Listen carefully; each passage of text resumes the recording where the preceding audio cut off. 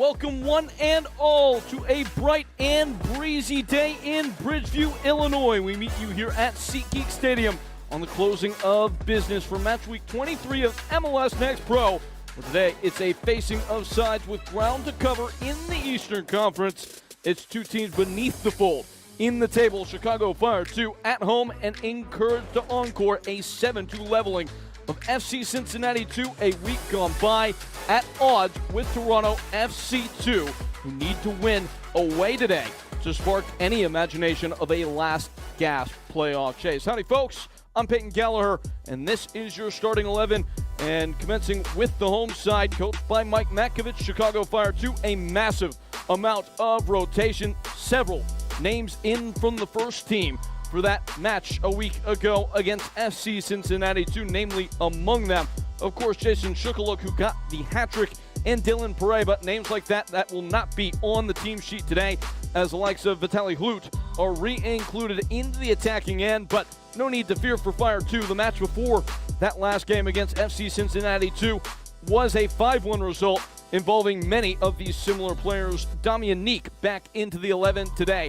On the left-hand side, the team's leader in chances created. He scored last time out in that last game against the Ohio side, FC Cincinnati 2. On the other side of things, for Toronto FC 2, it will be a 4-4-2 shape, as has been common as of late for the side from Canada. Only the 3 changes made today, namely one in goal. Adisa De Rosario back in, taking over for Zachariah Nuckley. Theo Rigolopoulos and Kervin Kerr exit as well. On the front side, Kerr is replaced in his responsibilities leading the line as Shilan Pinnock will step in on the left side, pushing Blythe up to the top of the line. Daniel Stampatori is the other change made by manager Gianni Cimini.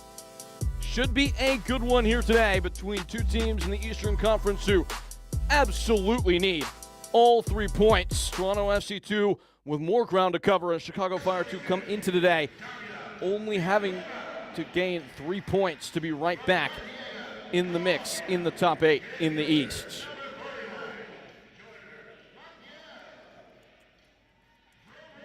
I'm excited to bring this one to you folks. Again, Peyton Keller here to bring you all the live fire and vibrance of a game that should offer plenty. Fire 2 have been in excellent form at home at this point in the year, having won 6 contests in their home venue.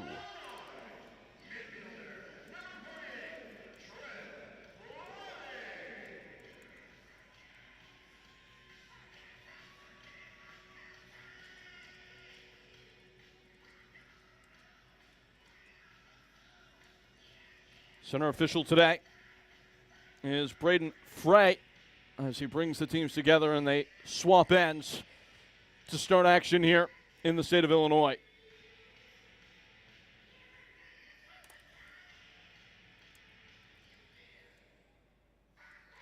Fire 2 in that signature red affair. Toronto SC2 setting up for this one in the away white.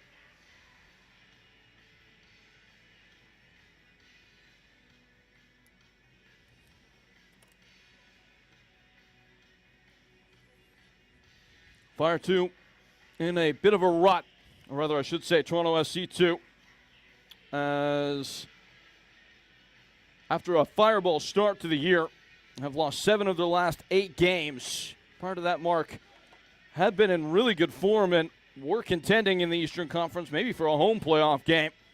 Already had posted 6 wins as we reached the second weekend in the month of June, but since they've been outscored 20-9. Since the start of that month, gained 22 points in that opening exchange of play. Only 3 since. They need it desperately just for the sense of uplift that it might bring into the backswing. Only so few games left for both these teams.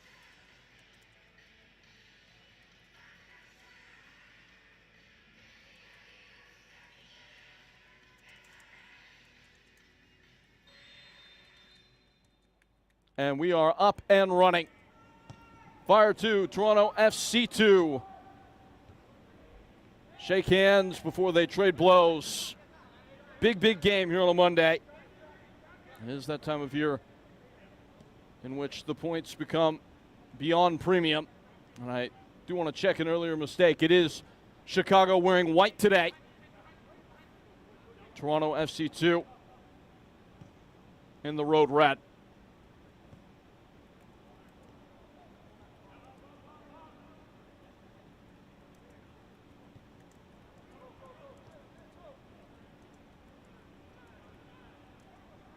Probing into a pocket immediately and making some headway. It is notable that FC Cincinnati 2 got off the schneid inside the first 10 minutes before Fire 2 opened up with their salvo, scoring 7 goals over the next 80 minutes of play.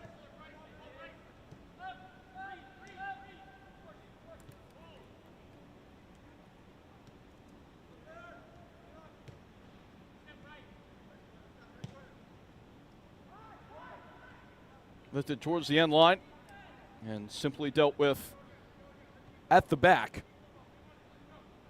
It is a warm one today. We're being told that the plans are for a hydration break to take place about midway through this first half.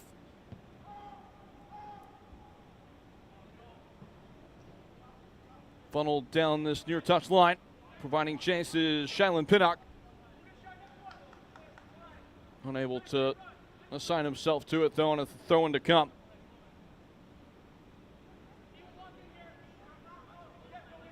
Fire 2 in sizzling form as they step into this one. Only one loss for them outright over the last 8 games.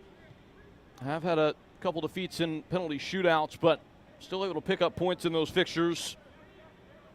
Playing their best ball at the important time. Trying to get back into the playoffs where they were put out before the final phase a year ago. Speeding along, it's Joyner Montiel. It was the right idea, but the wrong execution as the late arriving run. Never had a real chance to cause trouble.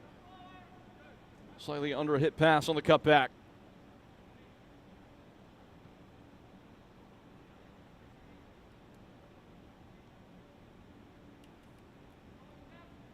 Adisa De Rosario, the long-standing veteran in MLS Next Pro.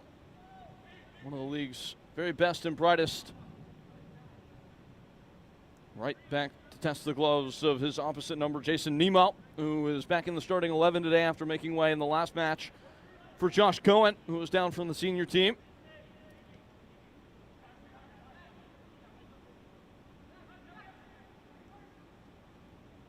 Jack Sandmeyer, one of the few players that did start in that last match for Fire 2, that does it again here today. And dispatching into the final third, Montiel has a pop. Skimmed away by Toronto FC2 and slashed ahead. Sandmeyer is there in defense and has walled off the aggressor of Toronto FC2. That was Elias Kodri gnashing his teeth, but another strong bit of defense by the ever sturdy Jack Sandmeyer.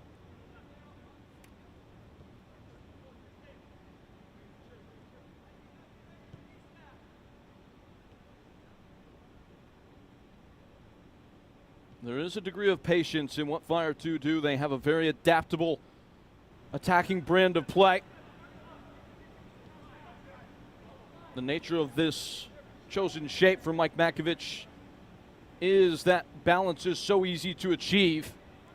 Able to create numbers in whatever form or fashion in whatever area of the pitch is required on the given day. And on this occasion, it is on the wide side. Dylan Borso.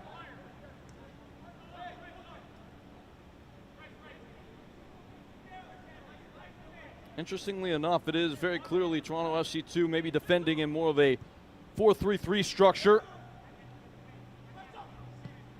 Borso, a slice back into Montiel, who fails to fully lay claim.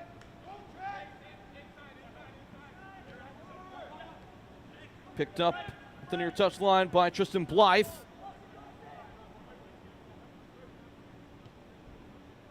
Bryce Bunno, who is the captain today for Toronto FC2.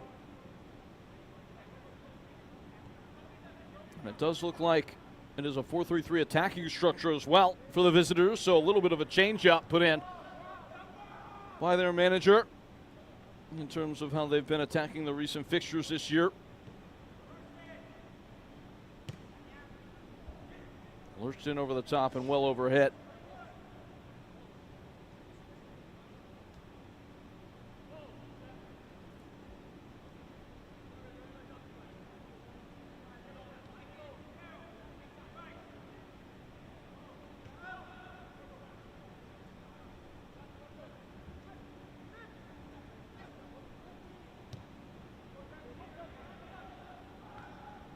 Hammered high, off a skip, and it trades hands a couple times before Chicago Fire 2 are able to obtain it cleanly.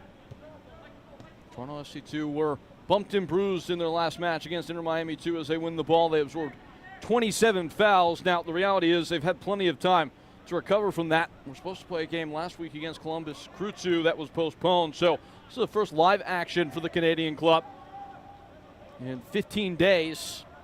And they will face Fire 2 down with a free kick that they have, to that point, have plenty of time to rehearse what they might do with.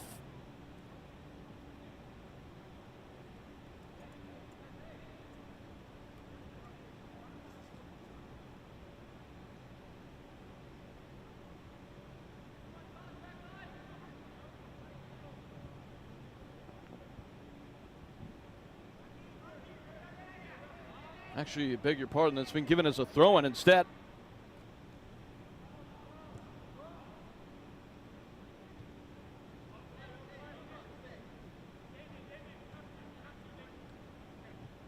Micah Chisholm.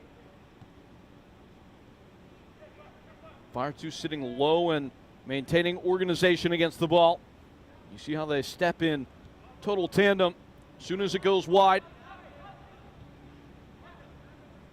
Trying to dictate with the defensive shape exactly where the game is played and how they react to it.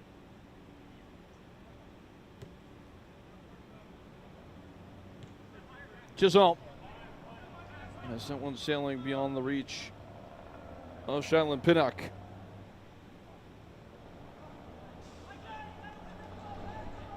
No real chances or occasions of actual intrigue to report yet. 8 minutes in. When Fire 2 has scored recently, it has come in flurries. That last match, in the onslaught that they put on, saw them score in the 13th, then the 19th, 30th, then the 36th, then the 79th and 84th. So one can be followed by another when this team has their tails raised, and they might just about do so here. Skirting in on the left foot and mismeasured on the final ball. It was Damian Villanueva who was asking the questions that were not bothersome enough for Toronto FC2.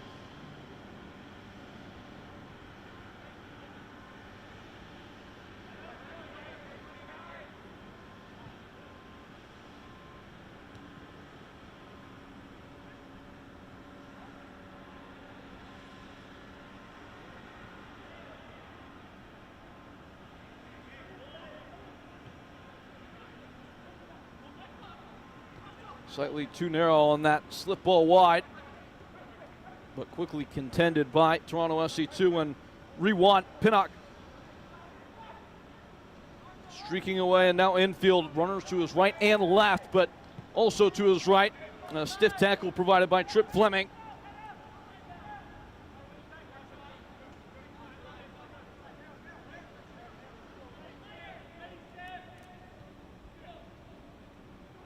Montiel has left it behind him. Heavy touches have been a consistency so far between the two teams, been a little bit loose on the ball. That being said, it does feel like Toronto FC2 are starting to bend their opponent back just a little bit here. Have had a negative share of possession. In fact, it is the lowest average of possession in the club's history in MLS Next Pro. Just around 48% this year. Not too big of a dip off from where it had been previously at 49% a year ago, but still might be mildly worth mentioning that this is a team with adapting ideas, had previously been a back three team. Not doing that this year though.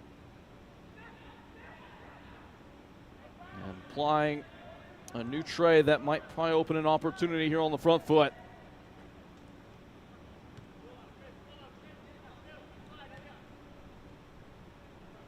Swiveling into the near touchline again, using the full width of the field, Toronto FC 2. Reed Fisher.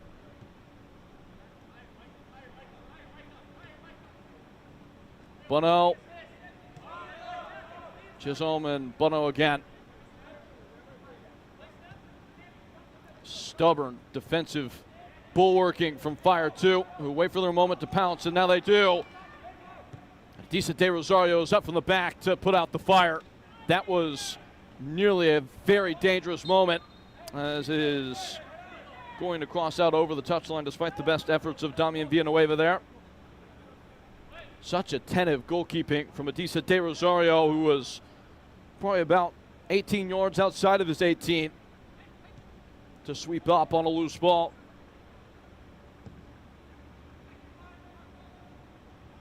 Rainbowing down towards the edge of the box, and again, it's another direct delivery that's going to hop straight into the grasp of Jason Nemo.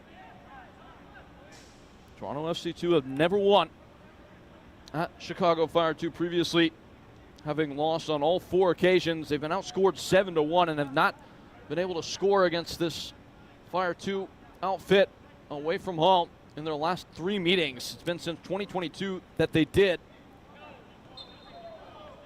They latch onto the ball, and before they can engage the engine, a foul is called.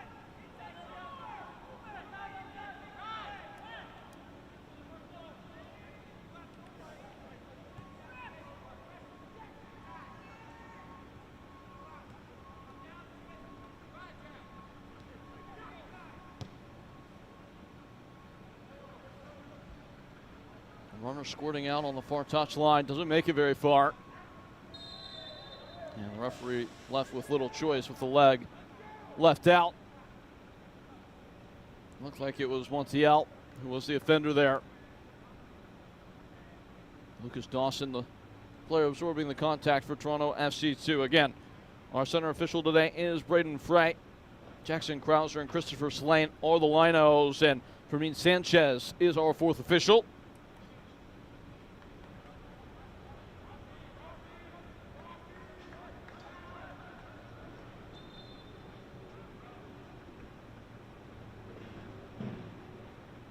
Toronto have just passed over the threshold of 100 total passes, owning about 60% of the ball to date.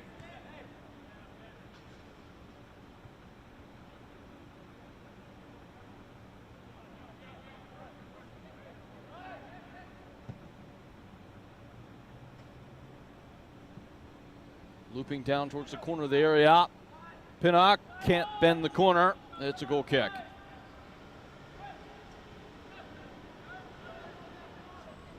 We're nearly a quarter hour played, and just as important as any number in this game, there has only been 1 touch inside the opposition box. Locked tight between Fire 2 and Toronto FC 2. Dylan Bourseau dashing away and behind, and again, it's Adisa De Rosario who applies the fire blanket. Takes it straight out of play and smartly just picks up the ball. He may get a yellow card for that, but that ensures that Fire 2 can't go quickly. That is clever gamesmanship and an alert understanding of the situation that had been created. De Rosario looked like he was waiting for the ball to enter the 18, but ran out of time. Was thinking on his feet the whole way, though, proverbially and literally.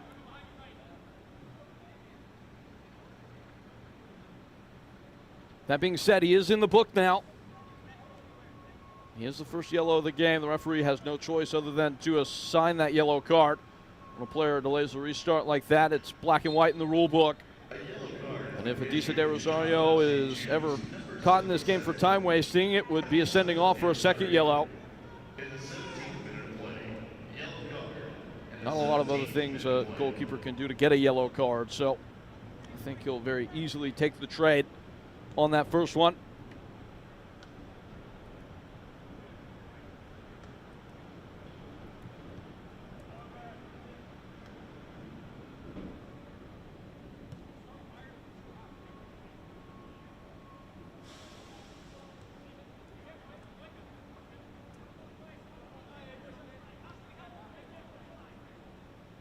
Reed Fisher.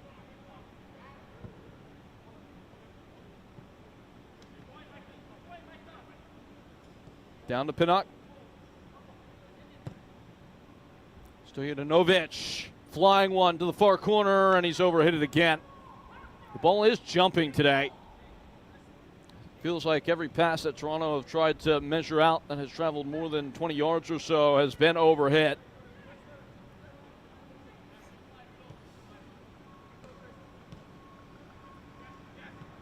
Orso and Sandmeyer, and all the way back to Nemo.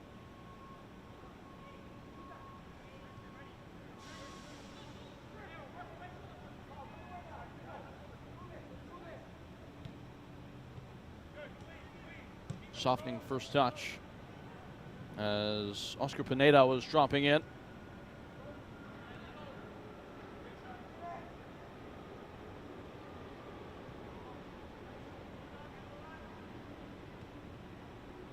Sandmeyer splits a line. Fire two so good at this of lulling an opponent to sleep and then breaking forward in quick speed. They have a throw in here. It will be a real test of the focus from Toronto FC2 when they are against the ball, specifically when Fire have it in their own half. They have become a much more efficient attacking team this last month or so.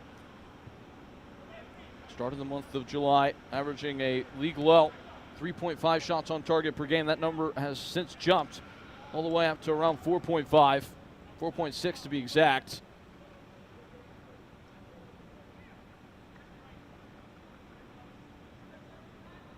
Much more healthy attacking figure, and it's because of play like this. Combining with quality, Fire 2, and fashioning what is the first formidable attack of the game and forcing a strong defensive reaction out of Reed Fisher.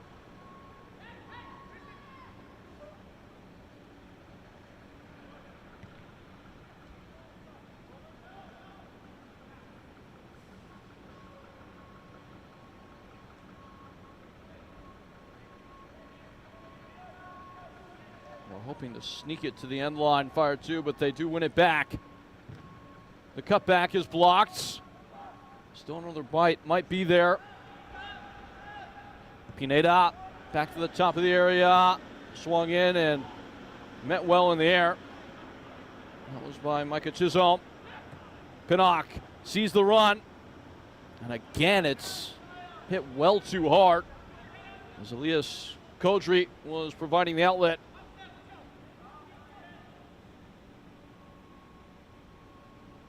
This portion of the match is brought to you by Carvana.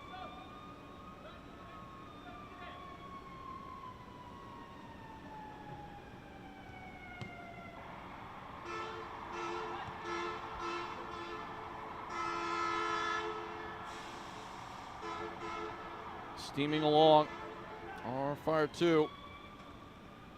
Yet to raise any alarm bells in their opponent at this point in the game. Only the one singular shot shared between the two teams. A bit of a ponderous fixture at this stage.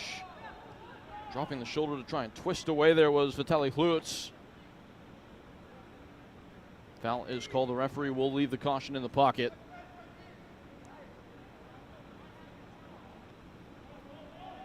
Fire 2 are playing a team today in Toronto SC2 that have been called for the second fewest fouls per game in MLS Next Pro throughout the course of the year with 10.2, but it's been a little bit physical so far. Cued out by Toronto.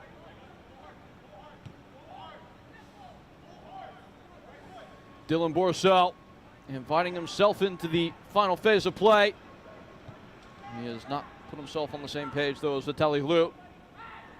Toronto struggling to get the numbers forward quickly. No counter to be had.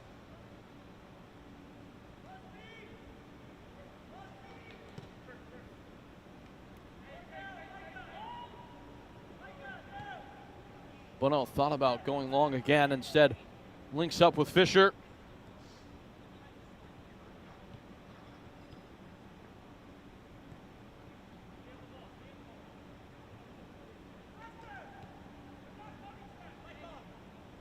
Micah Chisholm.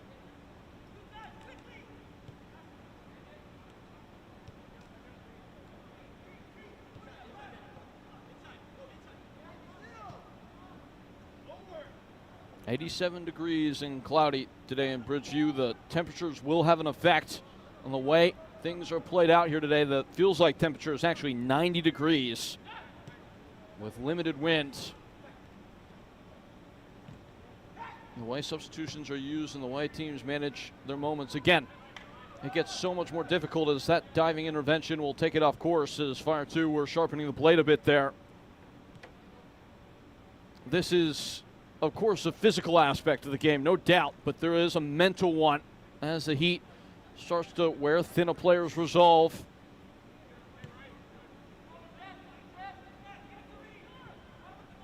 Again, we will have the hydration break at the midway stage of this half. I think it has maybe slackened the tension in this game so far, the conditions.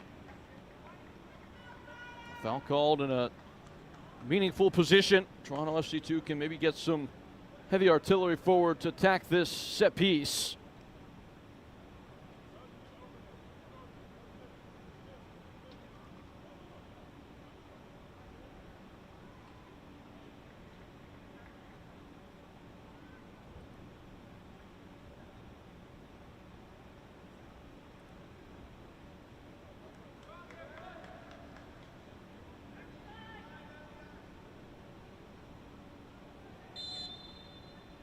Fire 2 drawing a line in the sand at the top of the 18-yard box. In the end, it's all but harmless from Toronto, but still not cleared. Ducked right back into the box, but everybody else in a red shirt had started to retreat already. And snapped away by Chicago. Reed Fisher puts in a bump and stops the advance. Vitaly Hlut has been put off to that effect. Sweeping wide, it's Lucas Dawson now.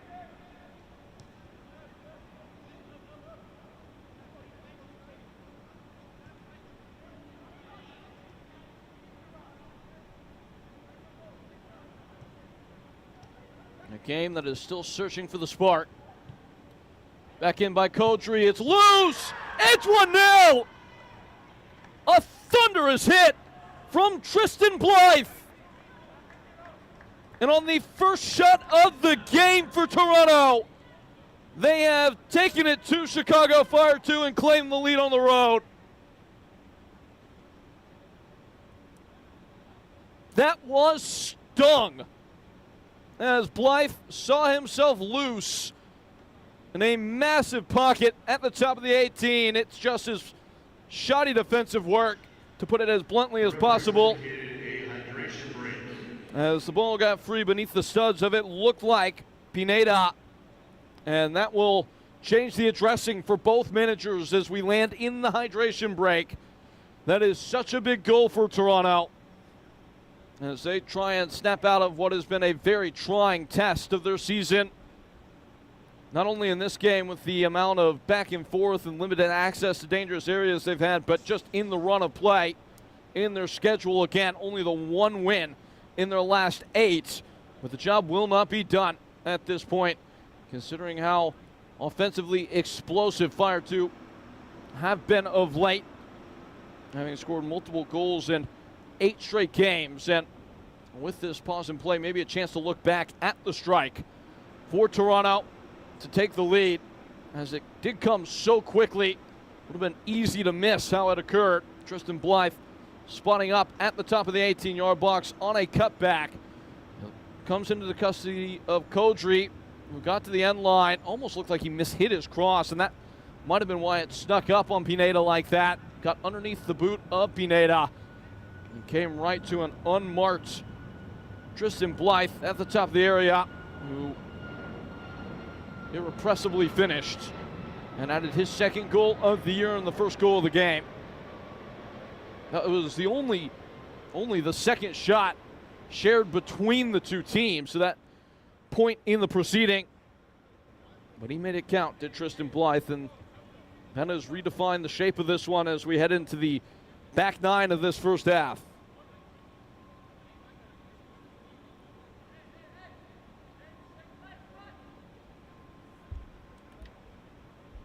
As we set sail towards the halftime interval now, Good time to tell you this portion of the match is brought to you by Wintrust.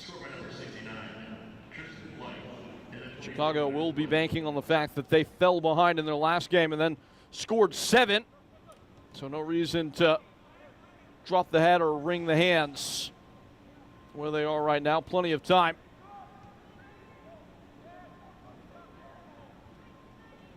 And they are forcing themselves forward straight out of the restart. Dylan Borsell. That does break up a long run for Toronto FC2, as mentioned previous, of failing to score when playing at Chicago. Their first goal away to the Fire since 2022. All-time Fire 2 do lead the series with 7 victories and only 3 losses. Lunging to the end line and losing his ground. That was a run from Joyner Montiel that started in the midfield and on a diagonal axis ended up at the end line. Clever movement from him. Nonetheless, a goal kick.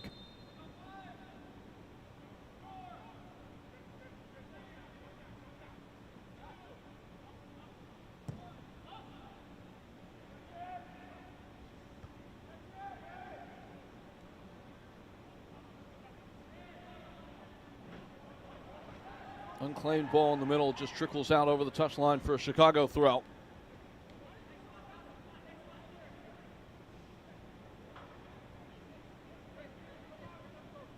For a team in Fire 2 that have posted a top 5 field tilt this year, which is a metric that measures how much of play and the games you're involved in occurs in the attacking half versus the opposition one.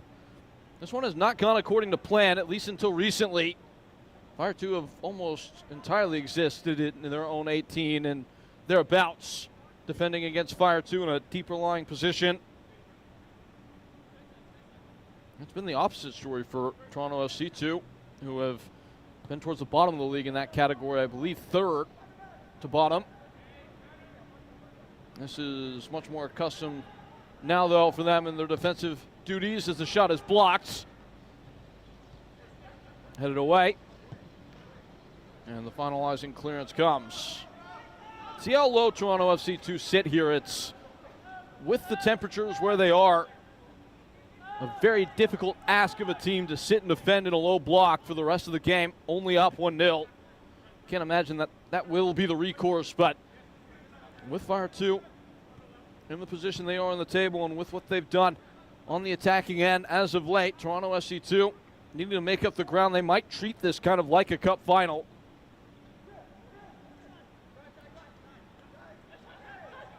Skipping away from one tackle, Pinnock puts it in play for Elias Kodri, but he was offside.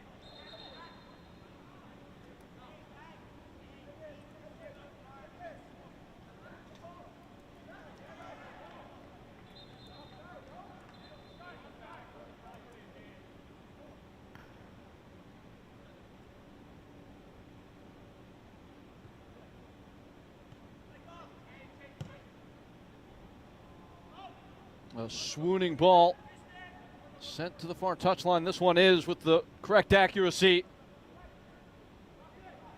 Toronto FC2 with every intent to compound the advantage.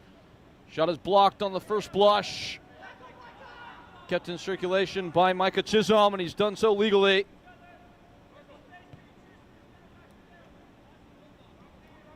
Stojanovic and Reed Fisher. A couple of the returning faces from a widely remade Toronto SC2 team from a year ago.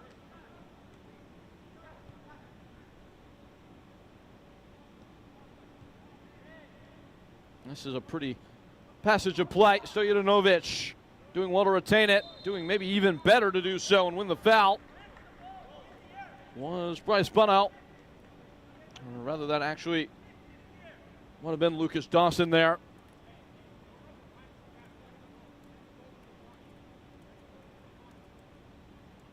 It looks like we'll get a yellow card. It's going to be shown to Joyner Montiel. At least that's what's being reported to us.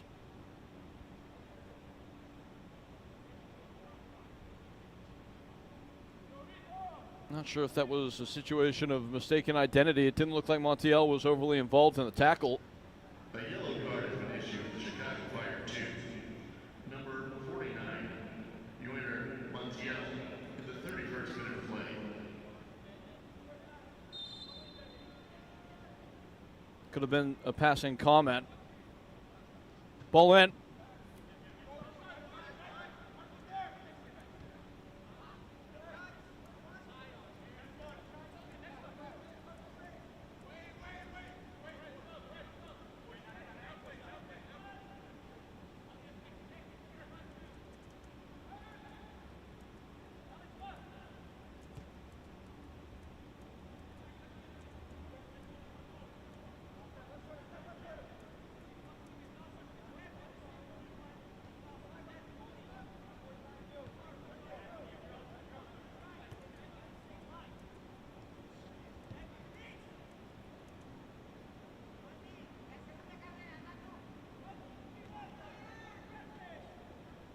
Spun infield for Trip Fleming.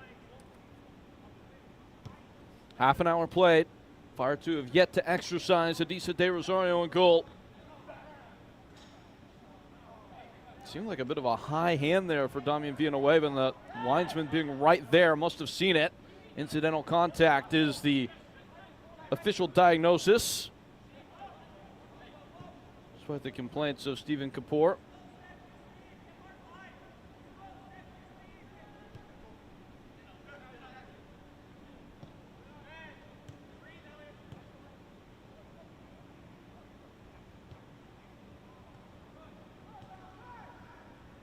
Bit of a sloppy giveaway there. Aggressive tackle, but it's been done perfectly in defense by Damian Neek.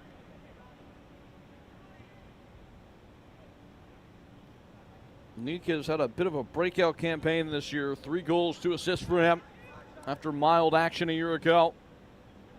His opposite fullback now involving himself in the middle, giving the ball away. It was Dylan Borso. Tried to get it back, and now there's a bit of a vacancy on the left-hand side of Toronto's attacking ambition. Covered by Pineda, and Borso is back in tow.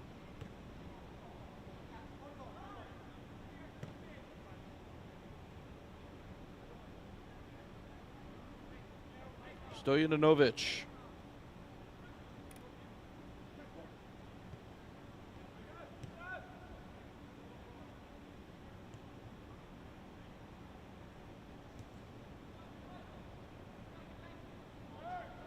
Skirting to the side, Toronto SC2. They have managed the game well since taking the lead just before the hydration break by way of Tristan Blythe on that occasion.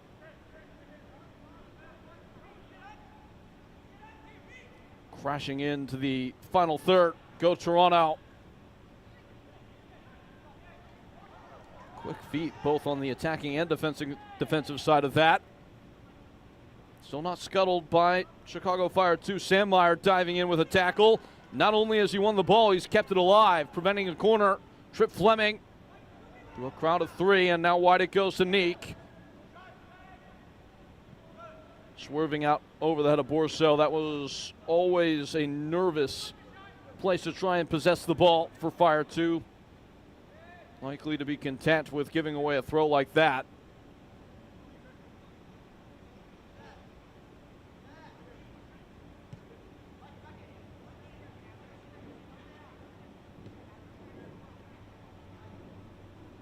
The goal scorer, Tristan Blythe, dropping deep for a touch.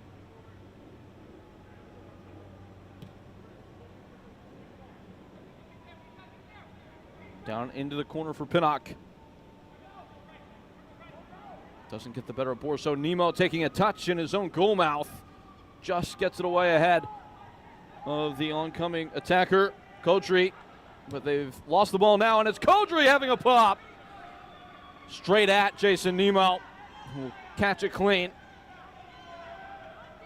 Discombobulated in the defensive end for Fire 2 on a couple of occasions now when trying to play out of the back.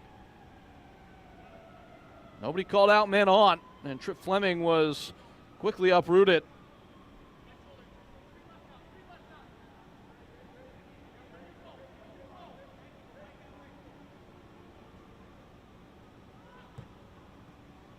Fire 2 having scored 12 goals in the last 2 matches, but yet to put anything on target with 10 minutes left in the half. Pineda pressing wide. And slashed over goal. Not sure if it was a selected shot or cross, but the end result is plain. This portion of the match is brought to you by Hyundai.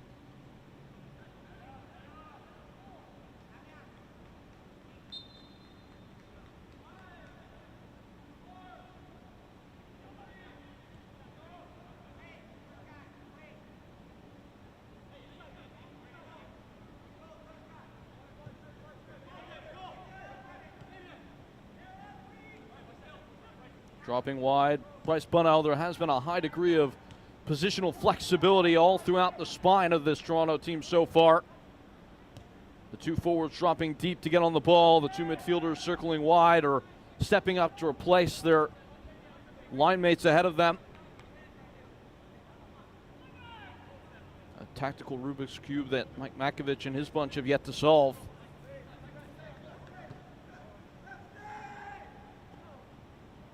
It lands over the right shoulder and in the blind spot of Dylan Bourcel before going out for a throw.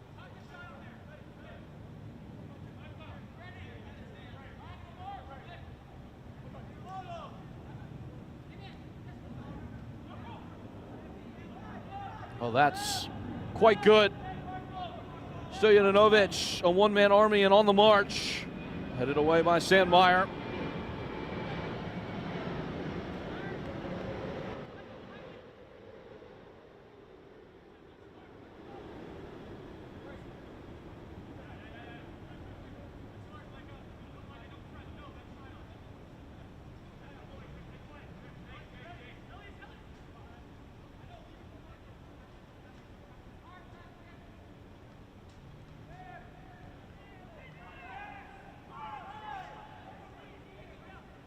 Given away. Toronto tormenting Fire 2, and that had to be a perfect tackle. It was. Chase Nagel coming up with the ball and coming forward, and he has help. Damian Villanueva, one of the co-conspirators, and into the box. Might be the first time that Chicago actually had a box touch in this game.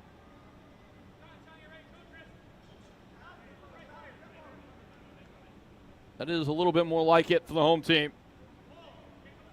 Defense translating into offense.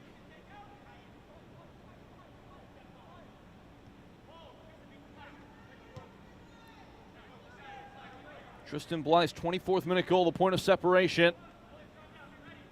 Toronto FC2 trying to get all 3 points away from home for the first time in a long time. Only done it twice all season long.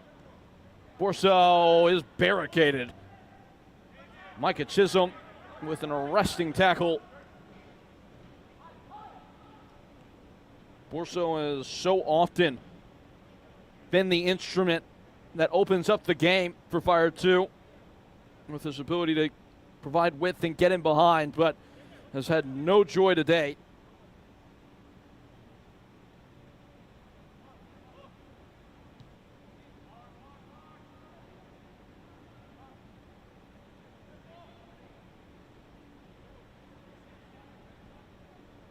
Adisa De Rosario, who is quite good with the ball at feet.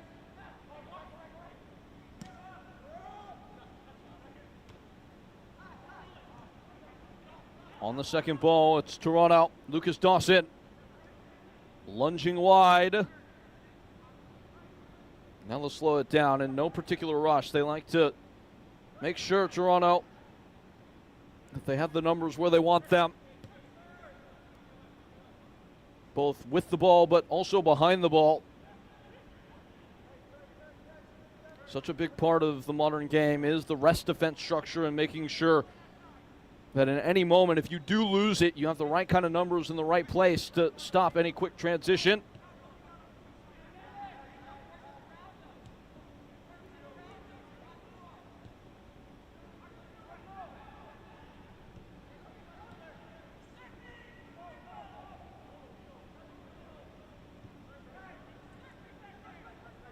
Quilting passes with a fine texture are Toronto. Making an inroad on the right side. A step over, a shot, a block. Attached to by Montiel. Now Nagel. Again, it's that counter pressure from Toronto, too, that makes it difficult for Fire to get out of their own end. Maybe a bit of a bailout with the foul being called. They go quick. Nemo. Toronto were looking the other way. Sandmeyer spraying downfield and for the channel. And maybe a good example of how the wind might be impacting things with how that ball flew. Could have just been mishit, but it seemed like that one broke in a big way.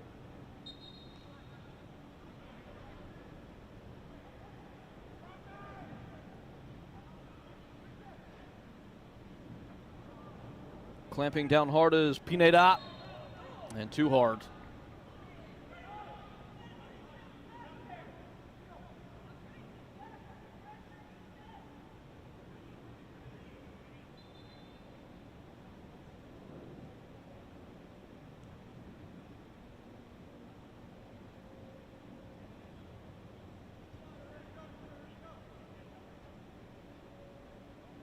Chicago start to apply some heat as Adisa De Rosario lets the ball leave his feet. And now they might be able to spread Fire 2 out a little bit here, but not on that occasion because of the tackle of Jack Sandmeyer. It's loose in the box! And nearly becomes a calamity. It seemed like they had it all but handled until they didn't. Stephen Kapoor showing enough of the ball to look like Dean Bolts there.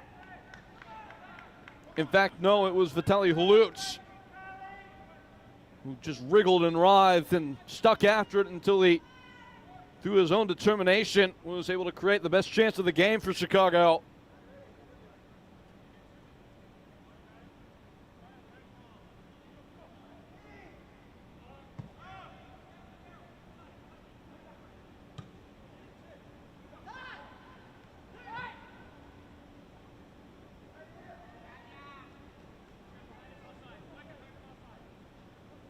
Nagel back in the starting 11 today after having to make away last weekend.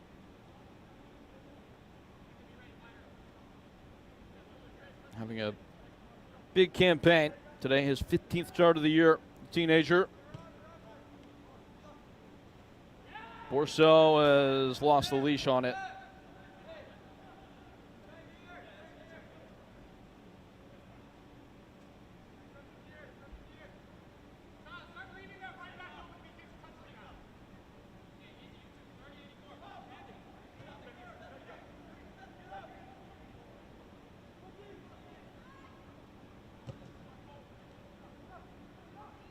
Chicago have grappled it back.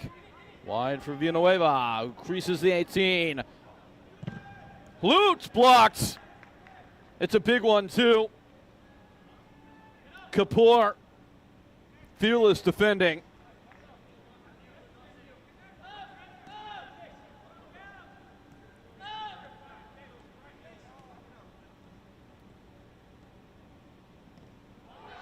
At the end line, and it's another sturdy, trusty defensive intervention from Micah Chisholm, who not only won the ball, but has gotten his team a goal kick. And we likely will have an ultimate result on how much time is left in the half before it is back in play now. The referee has indicated that a minimum of 3 minutes will be added to the first. 3 minutes is the word. 3 minutes. Effectively the exact same amount of time that it takes to have a hydration break.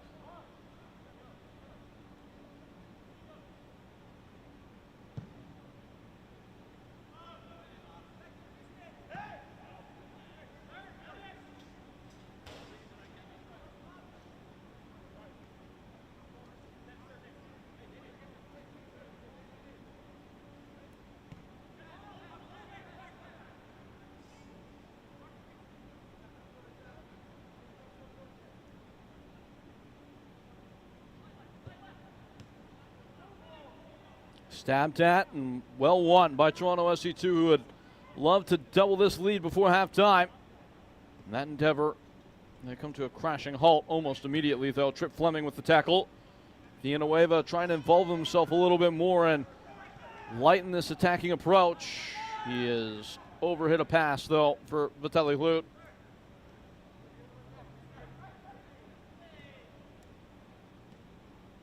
Curious to see that there might be any changes at halftime.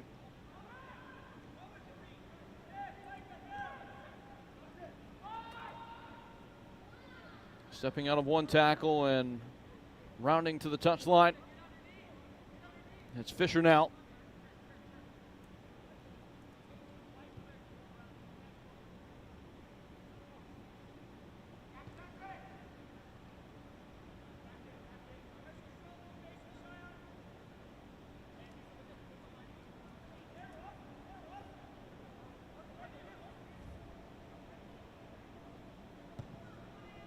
A decent day, Rosario darting one in behind. It may come good.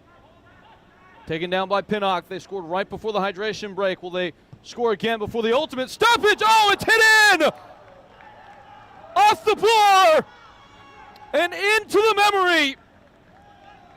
A screamer strike from Tristan Blythe. Belting in a brace. A flair for the dramatic. On a jaw-dropping goal. Could not have been placed further into the top corner. Incandescent.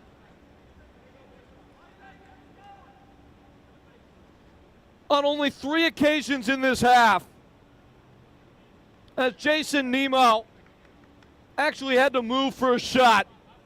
2 of those have been from Tristan Blythe, and on each instance, he has had to look back and pick the ball up from his own net. Just stunning. What a goal. Toronto FC goal, scored by number 69, Tristan Blythe. And that's 2. And that's Toronto in good shape now.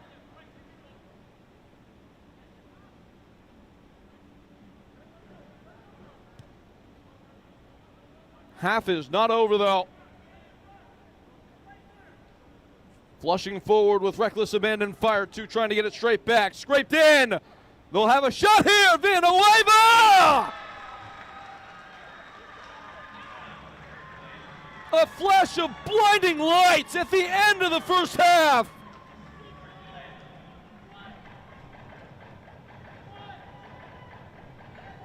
Right back in the right direction for Fire 2, and it is just cunning from Villanueva, who lifted it up to himself to lose his man before unleashing a half-volley strike. Nothing going for effectively 45 minutes. And it hits the break in head-spinning fashion. A pair of goals in stoppage time in the first half. And it comes quickly to the occasion of 2-1 at halftime between Fire 2 and Toronto FC 2. Collect yourselves, halftime coverage coming up from Bridgeview. All to come when we return. Again, our score at the break, it is 2-0.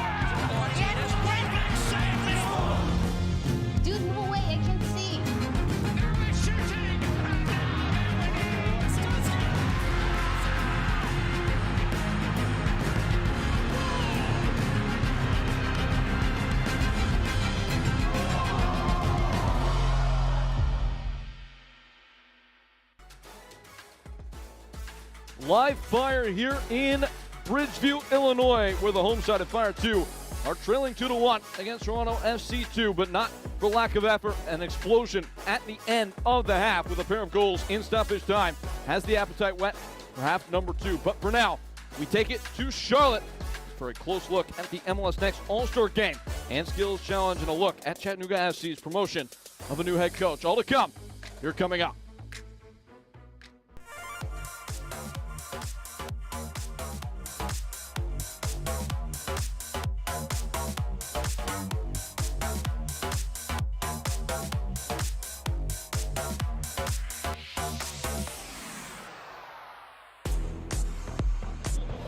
What's going on, guys? Moises Linares here in Charlotte, North Carolina for the big MLS All-Star Game. And as you can see behind me, anticipation's already building. But before we can even talk about the big game, how about we take a look at some of the best moments during MLS All-Star Week, including the MLS Next All-Star Game, which features some of MLS Next Pro's brightest stars.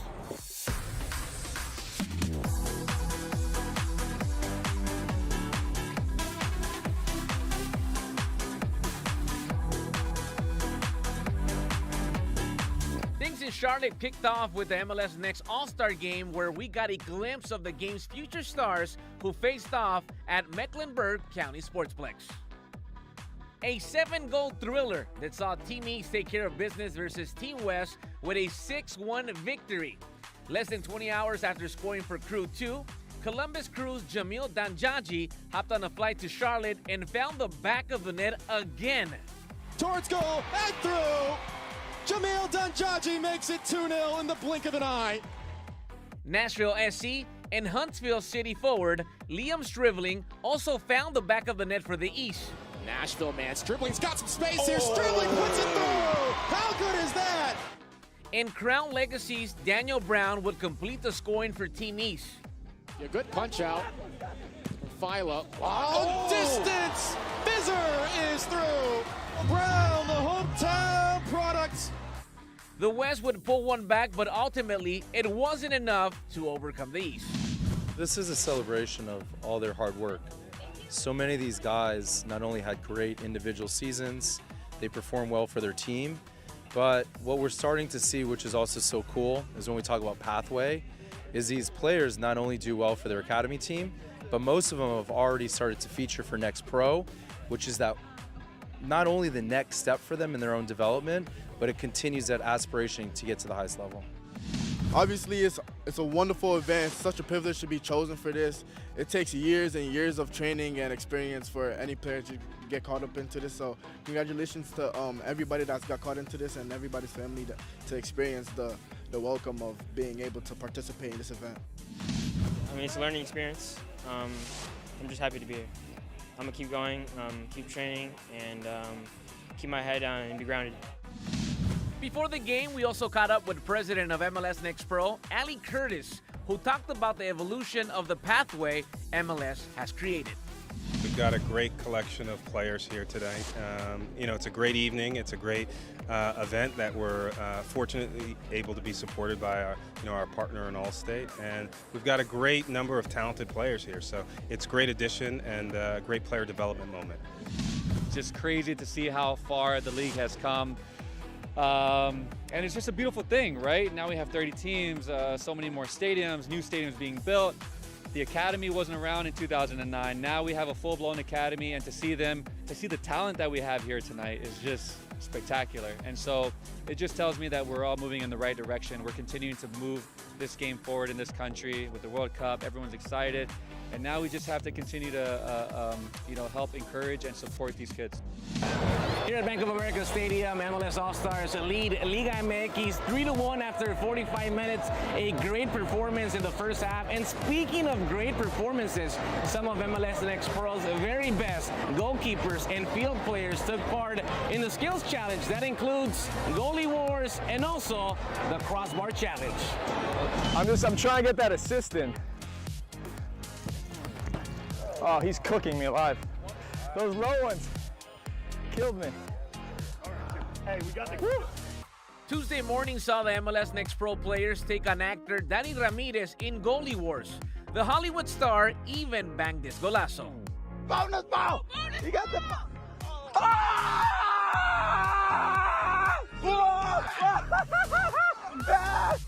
Later, MLS Next Pro goalkeeper Will Mackey and defending champion Pedro Cruz kicked things off, going head-to-head. Okay, here we go for two. Can he score? Oh, he does! Pedro Cruz with a clutch effort. Houston Dynamo's Pedro Cruz would emerge victorious, moving on to the semifinals, where he faced Mexican national team and Pachuca's goalie Carlos Moreno. Carlos Moreno to win it. Can he do it? Moreno! Get up! Get up! Get up! Take it! Take it! Take it! Oh! Pedro Cruz! Scores, he wins. Oh, that's it. That's it. He's done it. Pedro Cruz advances. Cruz took care of business against Moreno, advancing to the final where he squared off versus World Cup goalkeeper Maxime Crepeau. Let's go. Come on, Pedro. Let's go. Come on. Game on. Gotta stop him. And Maxime Crepeau is the winner of the All-Star Goalie Wars. Cruz would come up just short of defending his crown, but would win the admiration of Orlando's Crepeau, who was impressed with what he saw. It's fun. I talked to him right away. I was like, honestly, if you kept the balls a little bit lower and on the surface, you had me, because he was so powerful that you don't have the chance to get there almost at this distance. Estoy muy contento. El otro arquero es muy bueno, una persona muy buena. Pude conocer él poquito. Él habló que está yendo bien. Una persona buena y muy bueno. Dividir la cancha con él. Goalkeepers weren't the only ones in action. The crossbar challenge saw North Texas SC Erunis face off against former MLS Next Pro star Xavier Gozo, taking on some big names like Evander and Javier Ruiz from Club Necaxa. Representing MLS Next Pro.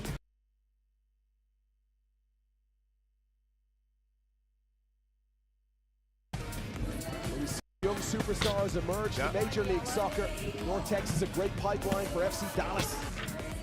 Let's go, Nice. You're almost there. There it is. Oh, there it is! For MLS Next Pro. What a story this could be. Gozo would also make it to the final, but would come up just short versus Ruiz, who would go on to win the competition. An experience that has left a positive mark on both players. This will be fun to have in your backyard, so I think it was just fun kick around and really enjoyed it. 3 days of MLS All-Star action culminated here at Bank of America Stadium with MLS All-Stars pulling a 4-3 win against Liga MX, a game that saw a handful of MLS Next Pro alumni make their All-Star debut, a major milestone for the league. Signing off from the Queen City, Moises Linares.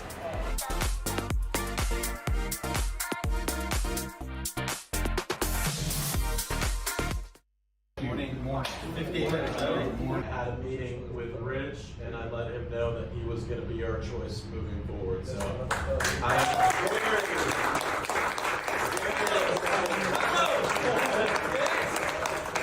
thank you guys. First of all, thank you for your commitment to the club, your commitment to each other, and your commitment to just excellence. Right? Because that's what we're aiming for, is excellence. Yeah, thank you. The players, thank you. Appreciate it. It's something that I've been looking forward to ever since I retired. Always conversation on him becoming the interim. Good session. Look after yourselves. Better together.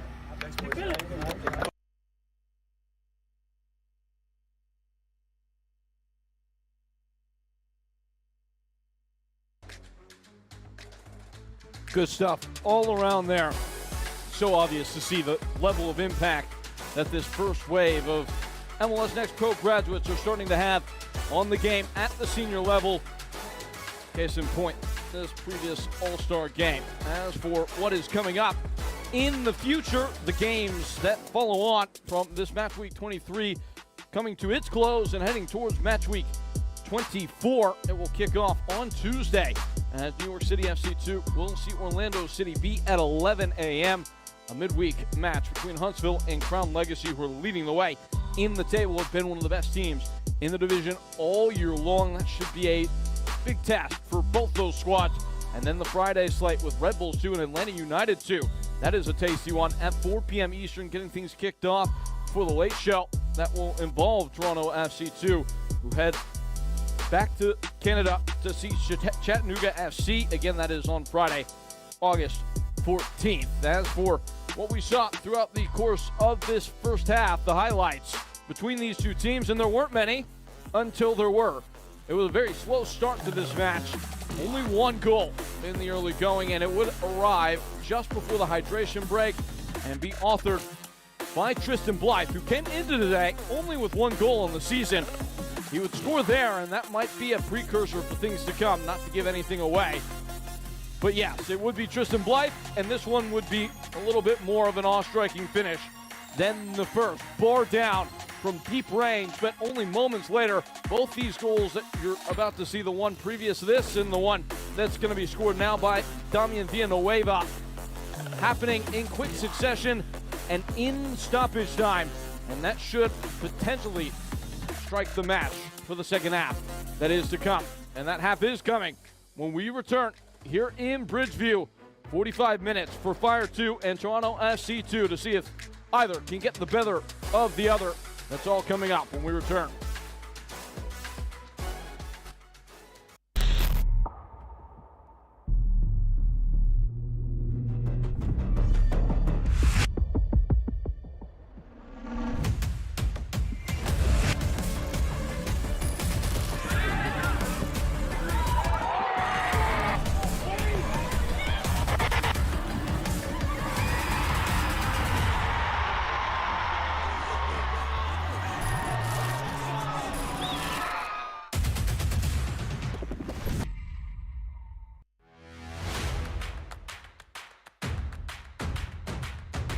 Should be a fun season of MLS Next Pro.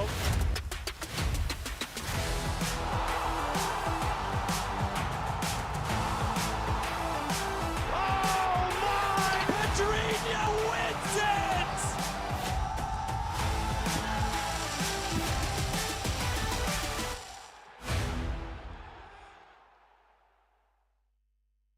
Yeah, boys hear sentiment, flow tastes sweet like cinnamon. Open up doors, I'm a gentleman. View top floor, I'm still sticking ahead of them. Running on fumes and adrenaline. Do what I do best, can't rush in like a roulette. You can't name a better duet. Don't ask questions, trying to figure out what sound. Don't worry about what next, just wanna know what's next. Man, I say it so loud, don't worry about what next. Just know we got now, oh yes. Man, I say it oh so proud. Don't worry about what next, just know we got now.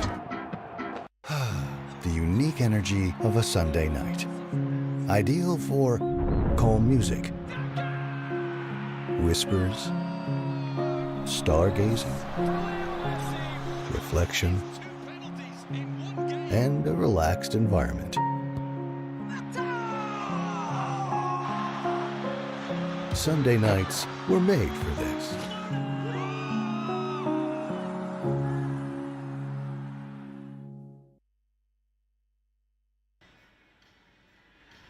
All popping off now, and an important fixture in the late stage of the 2026 MLS Next Pro season. Two teams that need all 3 points are going to go at it for the final 45 minutes here from Bridgeview, Illinois. Once more with you for the duration of that contest and whatever it might bring. I am Peyton Gallagher, and we have changes to report in what is a 2-1 match favoring the roadside Toronto FC2. It's going to be a set of them for Fire 2 and 1 for Toronto FC2. We will get you abreast of the exact specification of those injections made by Mike Matkovich and Gianni Cimini here momentarily, but it will, without question, be informed by what we saw in stoppage time of that first half, a game that effectively is no different than it would have been without the 2 goals, one scored by each team, with a 1-goal margin defining the tie, but definitely changes maybe the emotional tenor of a game that had gone by flatly to that point in the contest. Both goals, a brace scored by Tristan Blythe in that first half for Toronto, one by Damian Villanueva, what would be his 4th of the season for Blythe. He only had 1 coming in, and he will lead today with at least a doubling of what he had been able to put up on the year in the first 45 minutes. for Toronto on those substitutions. Looks like a couple of them were made. That's actually on the Chicago side, excuse me. Laurent Napoe coming in, as well as one more alteration in the form of Tidiane Dewara. On the Toronto side of things, it will be Jean-Marie Nolan, their leading goal scorer and goal contributor heading into this game. Potentially at a big effect, having made a name for himself now in his second season in MLS Next Pro.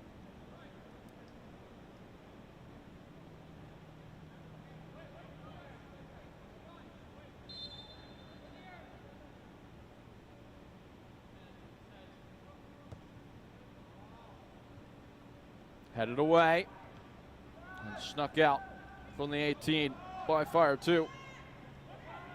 Fire are in the white, Toronto are in the red.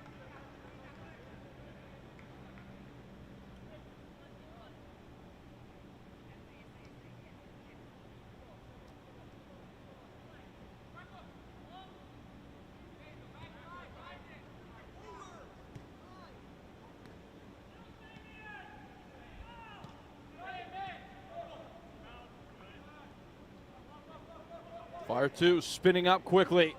Vitaly Hlut bailed into, no foul coming. Braden Frey has allowed both teams to be pretty physical here.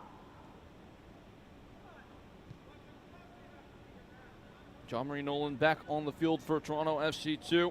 Had been away at the U20 CONCACAF Championships, scored in all 4 games for Jamaica at that tournament. Prior to that, had been in very good form in the midway stretch of July with 2 goals and 2 assists over the 4 matches preceding his departure for the Jamaican camp. In fact, he scored a penalty against Canada in Jamaica's final game in that competition. Only goal they scored on a day in which they lost 3-1.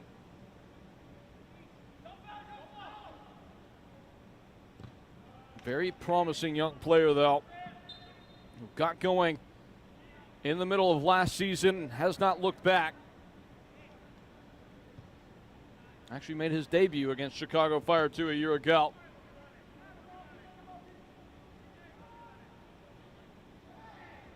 Ripping at it is Micah Chisholm, and that will cross the threshold of what is legal. And to the point on Nolan, just for the sake of accounting, he replaces Lucas Dawson in the team.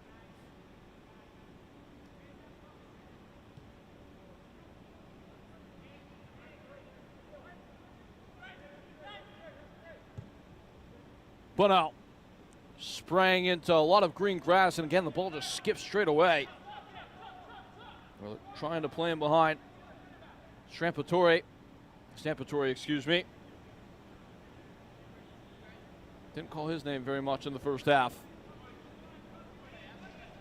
A lot of the play arriving down the opposite side that it's on now for both teams.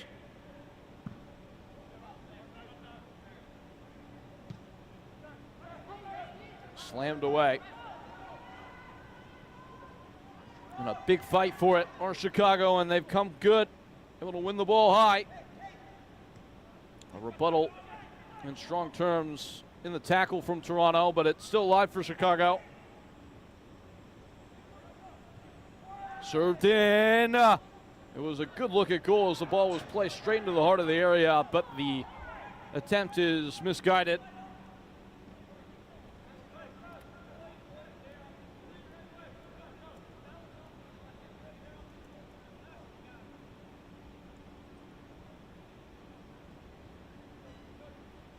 They'll set it up for a goal kick. Doesn't look like Toronto are going to sit on their haunches at all. They have been in a much more expansive frame of mind than a team that you might expect, protecting a 1-goal lead on the road in their position. One of their best halves in 2 months, quite frankly.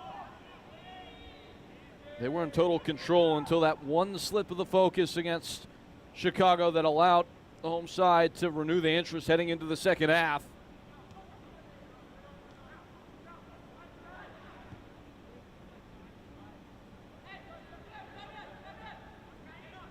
Down the far side. Slipped infield.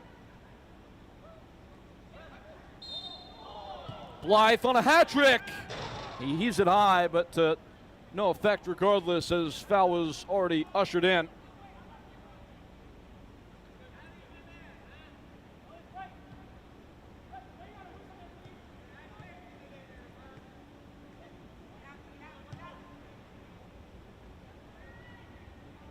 Sky to the wide side. Villanueva.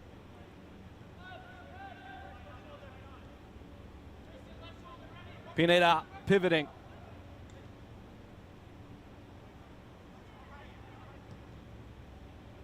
Villanueva once more the target of the oncoming aggression of Chicago, and after a fabulous touch, he's won a foul and gotten a booking on Micah Chisholm. That battle is starting to heat up between the two of them. Chisholm will defend on the skates the rest of the way.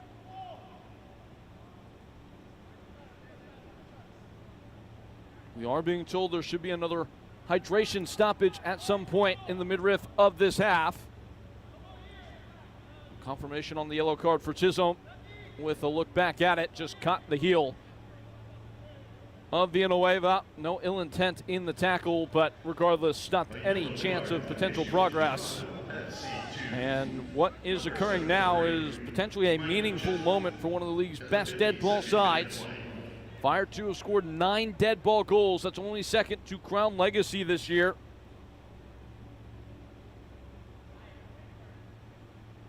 It would be maybe a little bit unjust for Toronto to succumb and forfeit the lead if they do concede here, given how well they have played to date. That is not a thought that will concern Fire 2.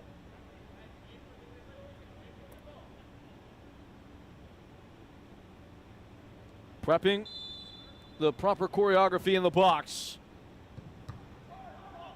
That's straight off the top of the wall.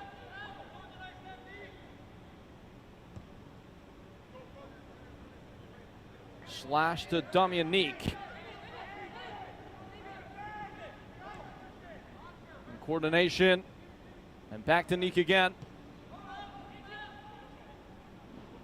Fire 2 flashing their gloves. A shot from range has trickled wide. Oscar Pineda ducked and dived and put a charge into one from deep outside the box. As soon as he got it onto his right foot with a clean side of goal, there was little hesitation. And despite having to try and gain a look at it through a crowd, it did look like Adisa De Rosario was going to cover it had it actually ended up on goal. That might have been the best piece of sustained play, though, on the offensive end for Fire 2 in this game. Sam Meyer has lost out. Shylon Pinnock. Down the line it goes. Its recipient is Elias Kodri, who is not met with much of a welcome. Really nice tackle there. Fire 2 are going to try and hit their gear again. Damianique. Hit away.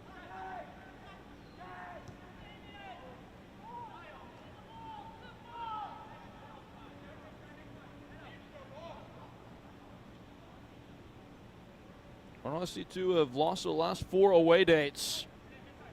In fact, 4 of their last 5 games have been on the road. Their only win in this stretch, commencing at the start of the month of June, was that home fixture against FC Cincinnati 2.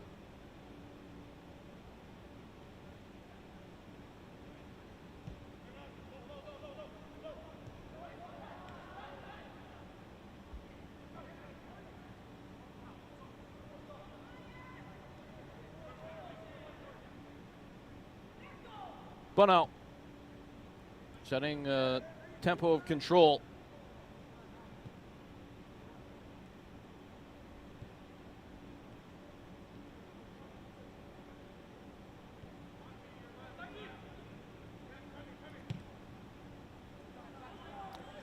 Exploratory delivery down the pitch and smartly nodded right back to the goalkeeper, Nemo.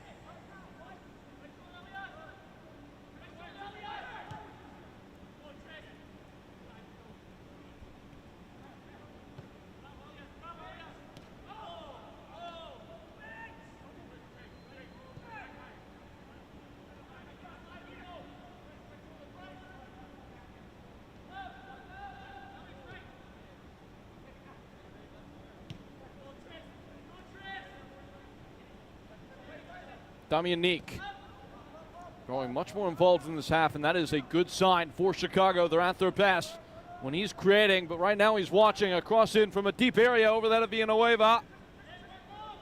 Latched onto by Nick. Oscar Pineda. Onto his Trip Fleming, but straight at Adisa de Rosario. Fortunate he had a clean line of sight for sure, but a snap reaction makes it quite easy for the goalkeeper.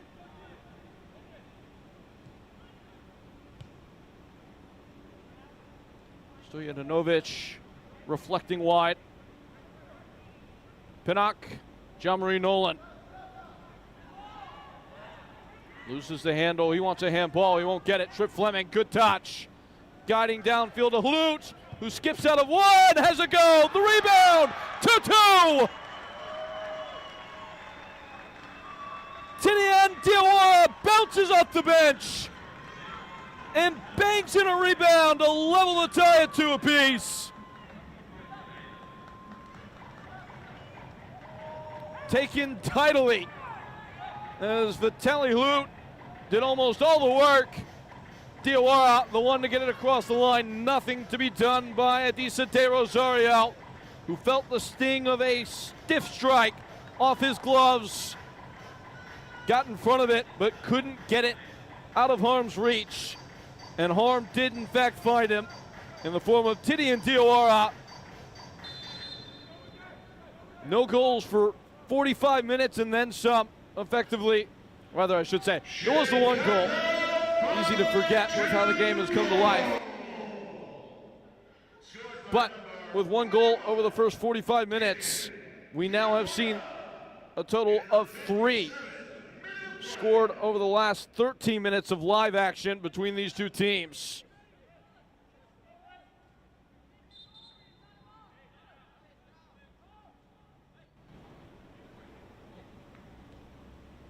And this game on again. Fire to continue with the offensive antics, as they have now scored multiple goals in what is 9 consecutive games.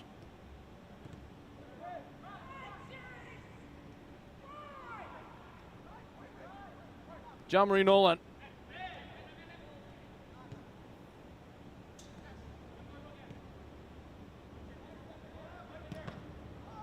Kodri, headed away by Nagel. Only as far as Stojanovic.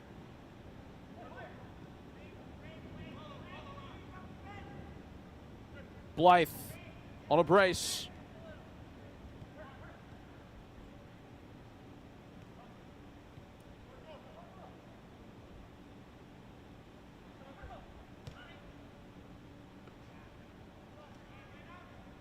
Cut in front of by Chicago and back to Nemo.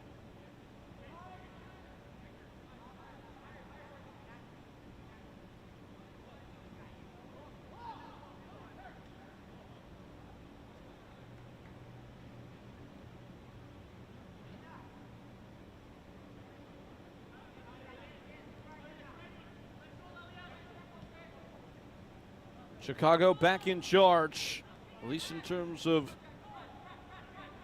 how they'll feel about the confidence in the game, having gone down 2-0 and quickly tightened up to make it 2-2. But they have some defending to do. Oh, that's a good tackle. Looked like it was Micah Chisholm who was trying to provide the overlap and instead ran straight into the block, and a drag back that will get a yellow card, yes, but will stop any approach from Chicago, as Toronto were all out of sorts with Chisholm still down. Villanueva was the one leading the way, and seemed as if that yellow card was coming to Bryce Bunnout. A professional foul is what they call it.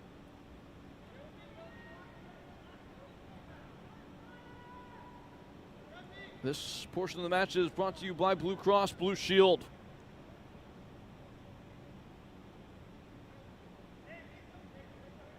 An hour gone, and what has turned very quickly into a thrilling game between Toronto and Chicago. A yellow card has been issued to Toronto FC2's Toronto. In the 60th minute of play.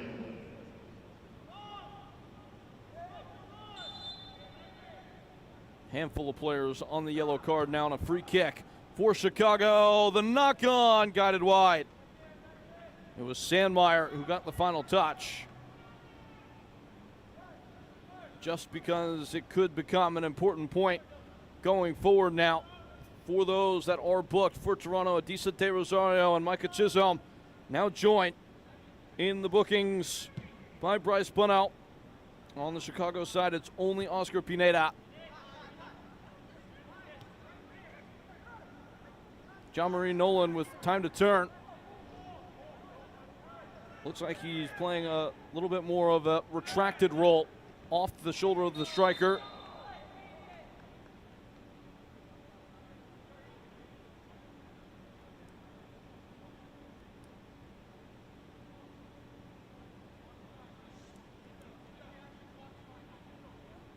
Foul called there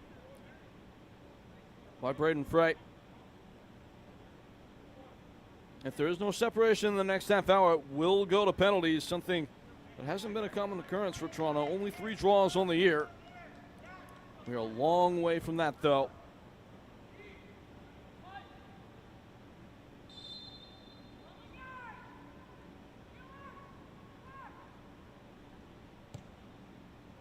Golfed in. And comes crashing over everybody and is caught fairly by Jason Nemo.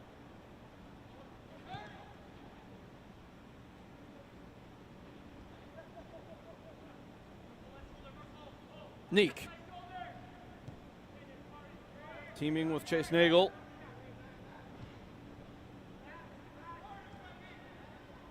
Presenting a run upfield now is Villanueva. He's got Diawara on his sidecar. It's actually not Villanueva. There's been a trading of the wingers as Milan Napoe was the one that was leading the raiding party.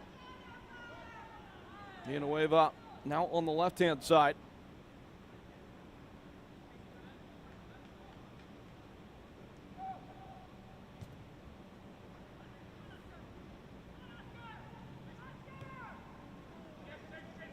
Contending for it, Toronto FC 2. But winning the race is Chase Nagel. Oscar Pineda has the spare man run coming, and he picks it out. Prowling down the far side.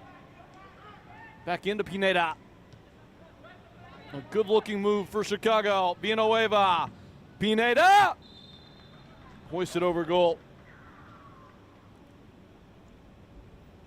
That all comes through the movement of Oscar Pineda.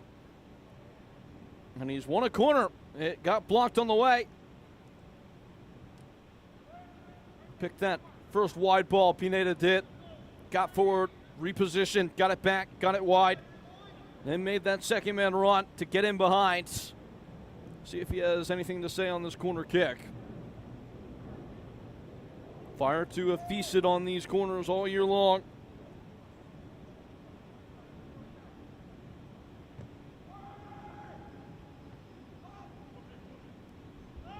Sifted away by Fisher initially. Diawara. Strong block. And the outball picked out to Kodri, who carries on by his lonesome. Showed too much of the ball to Nagel, who rips it right back for Chicago. Living in the attacking half now, the home team. Bourcel.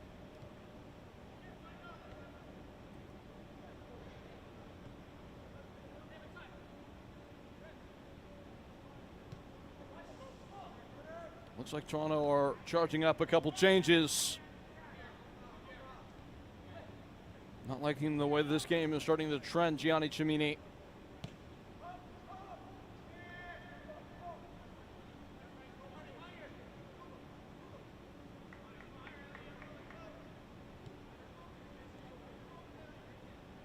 Chase Nagel.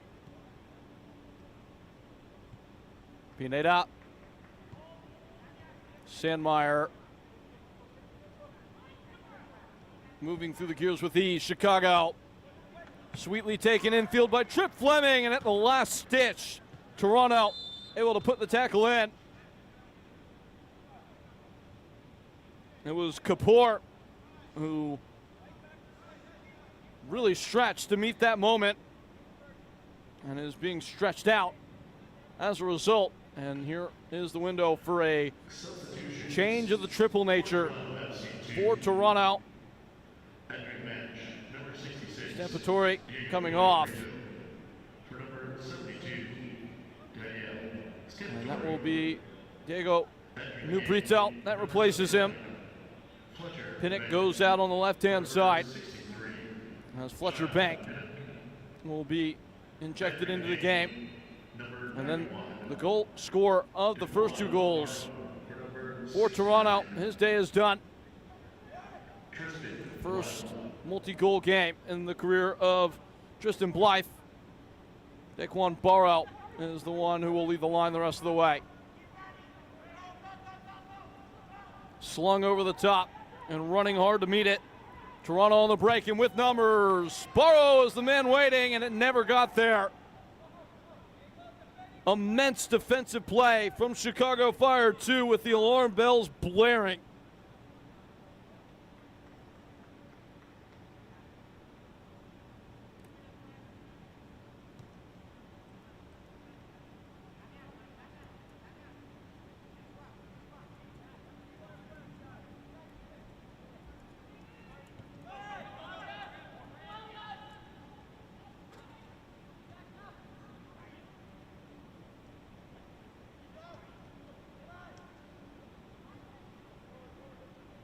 Taking off the toes of Villanueva, who had dropped into the midfield.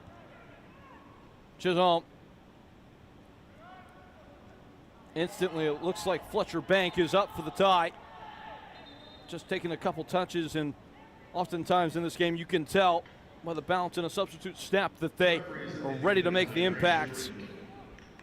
But right as he's starting to get some momentum, we hit the hydration break in a game that is 2-2 between Chicago and Toronto. They've taken their best shots at one another. And we sit on even footing after a very shortly lived 2-0 advantage for Toronto FC 2. We saw the goal at the end of the first half from Damian Villanueva to make it 2-1, and what we've seen in the second half is a commencement right where they left off for Fire 2, as they have been out in front on the offensive end. Tinian Diawara scoring the leveler. And that has us in a game that is gridlocked. A chance to maybe look back at all the fireworks that preceded this moment as we head into the final turn here today. And it would be the first of two goals from Tristan Blythe that had everybody up out of their seats.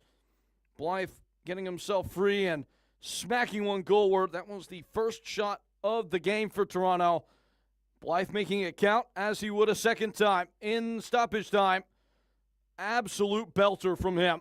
Almost confused himself, it looked like, as he didn't know where to look after seeing that ball barred down. But Toronto eased off just a little bit, and only maybe 60 seconds of actual game time later, Villanueva scored, and Chicago Fire 2, knowing what they had to do, getting forward quickly, and Tinian Diawara would steer it home, taking the acclaim after what was a strong move up the field. All Diawara had to do was author the punctuating punch.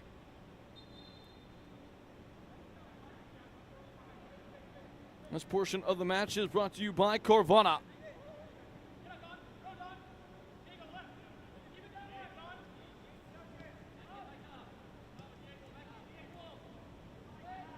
And it's an important portion at that. Both these teams need all 3 points. A draw probably not a satisfactory result for either, especially Toronto, with so little time left to make up the ground they need to be in the playoff seeding. Coming into today, deep down the table in the Eastern Conference.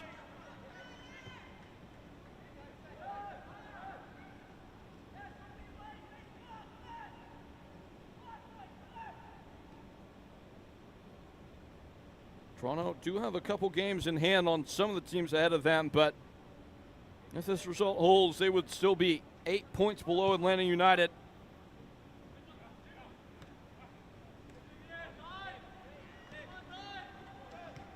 Damian Neek just keeps on coming, rides through a couple tackles, and now has it for Vitaly Lut. Lut eyeing up goal off the block. Karam's over for a corner.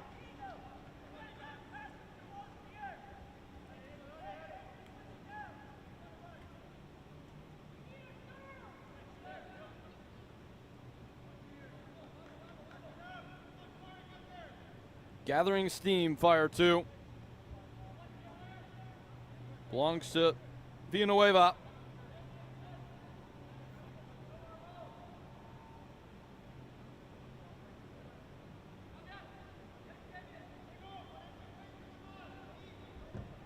Within swing. Met at the near post well by John Marie Nolan. The ricochet comes back to Fire 2. More specifically, Dylan Borso picks out a free man. A save from De Rosario and blocked off the line. Stojadinovic keeps it clean. Fire 2 player just picked up his head and saw himself in acres of space for not one but two shots. But Jack Sandmeyer unable to strike through. Again they go. The knock on, Trip Fleming. Took several skips inside the 6 and apparently it deflected off a Toronto player. It will be another corner.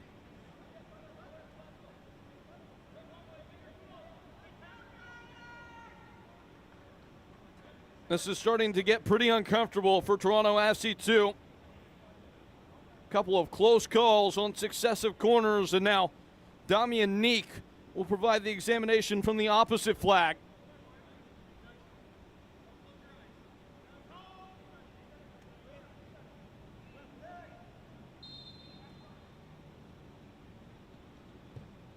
Here comes. Slightly over a hit and carries out over the head of Didier Diawara.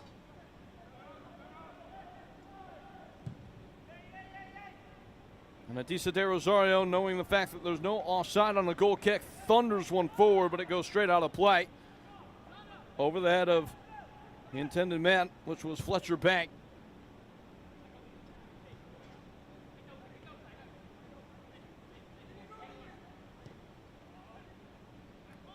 Scooped in for Neek, who traces it down at the end line. Chicago Cavalry charging down on the box. Neek, unable to slide by the tackle of Stojadinovic, who's put in a very impressive defensive performance in this half. Kodri buys enough time for the upfield run to present. New Brito shoveled in toward the top of the box. Fletcher Bank. His attack is undone by Dylan Borso, who had followed him all the way in from the right-hand side. It's really opening up now. A chopping challenge. Micah Chisholm is already on a yellow. He is massively fortunate to escape there. There were defenders behind him. It wasn't a denial of a goal-scoring opportunity, obviously, but the nature of the tackle at the speed it took place, shocked that's not a second yellow card.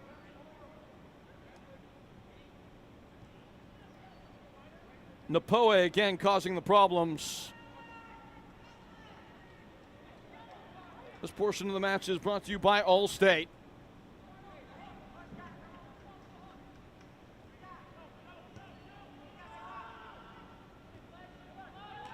Could be a vastly different game if the official in charge of proceedings today, Braden Fry, wasn't so forgiving, at least in that moment. Skirting one tackle, a shot's coming, it's a big save from Nemo. But the danger is not done. Back in, off the head. And Kodri has been unable to put it on goal. What a save. A game that has all but had moments of real friction that have come suddenly. Nemo has yet to make a big stop in the game, but he does there.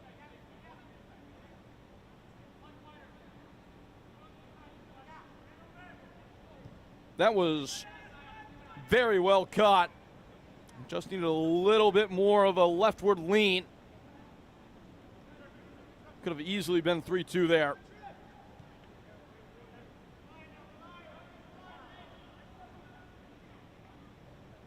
Trip Fleming. Fire 2 and Toronto FC 2 providing both the flint and the steel. Sparks flying.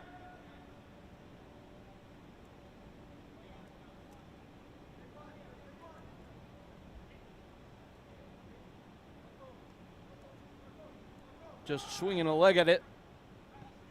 We're getting it back. Burrow.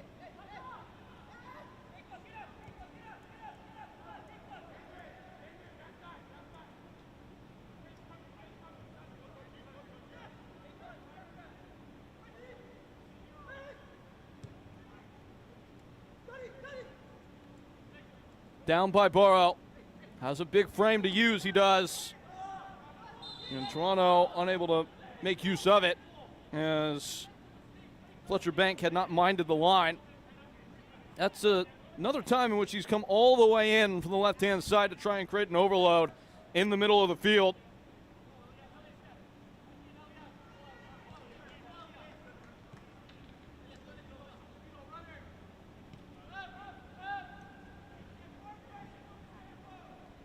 Nagel.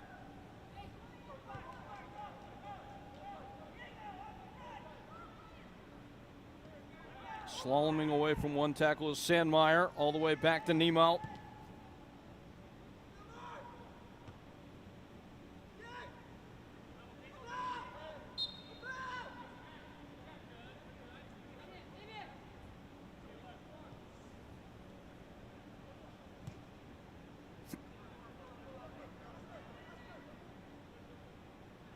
Sandmeyer plates a pass wide. Bourseau.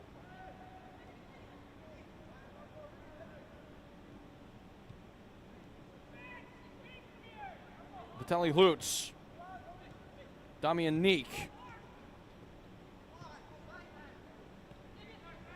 Villanueva's free on the wide side.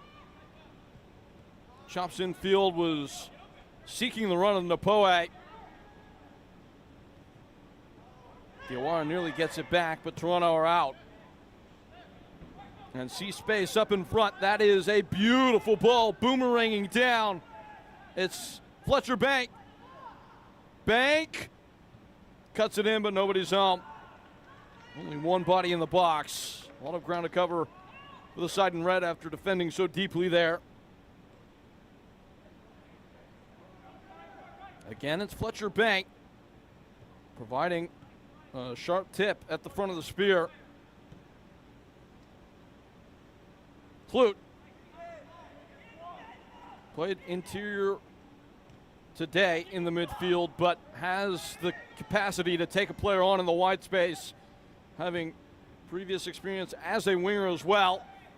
And this time deferring to Napoe. Diawara with a poke. Never got his foot fully around it.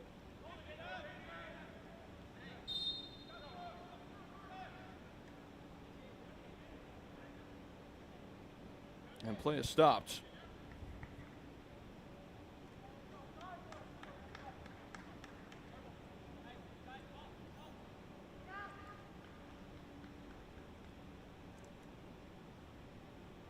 Toronto taking their time to get the ball back in.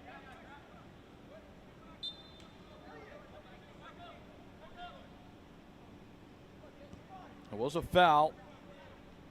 And we are back in motion. And that'll be a foul as well. Trip Fleming catching a chunk of Bryce Bunnell.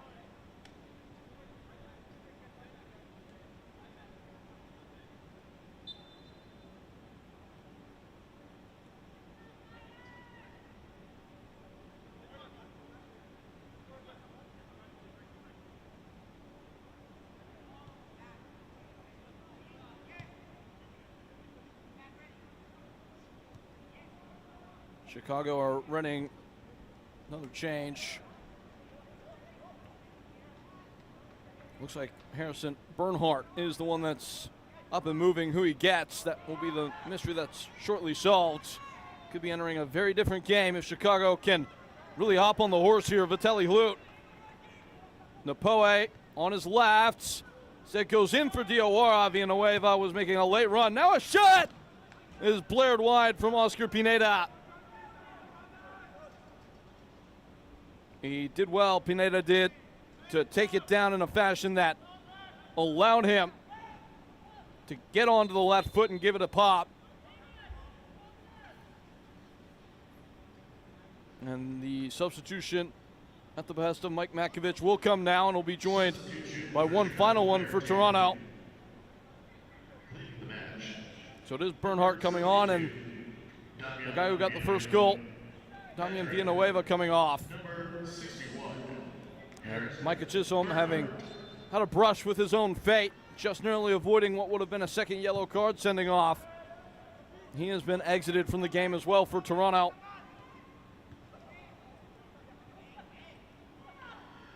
Substitution for Toronto, FC2. Entering the game, number 74. Ruko Kostabile, the one who replaces him.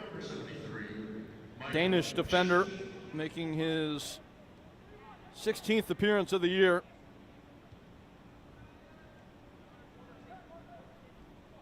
Previously in the college ranks at the University of Maryland.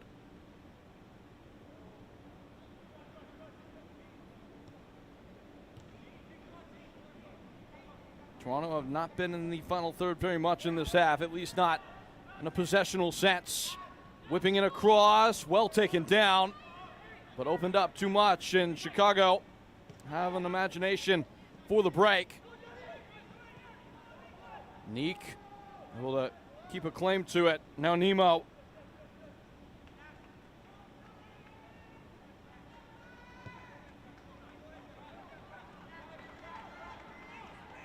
Sharply charging forward are Chicago, and a heavy touch undoes all of it.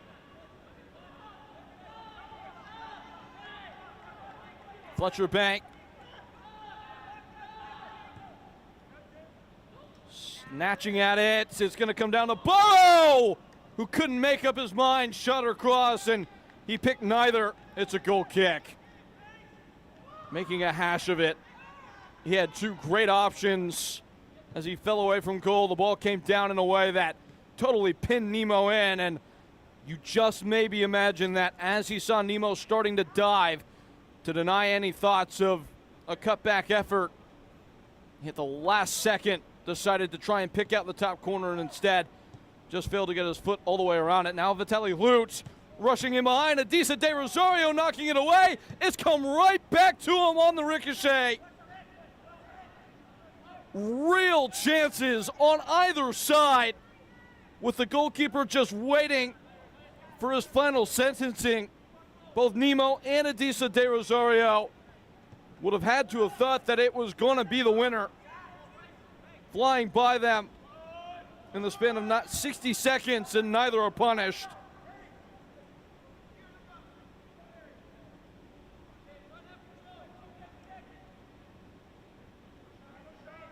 It becomes a shrinking object in the rearview mirror, though. Both teams know the task at hand and need all 3 points. One or two probably not going to be something you go home with happy about. Fizzed in, knocked down, and nudged over goal. A barging touch as Adisa De Rosario, for the second time today, was forced into just getting anything on it on a hard-hit effort. The rebound this time not fruitful for Chicago.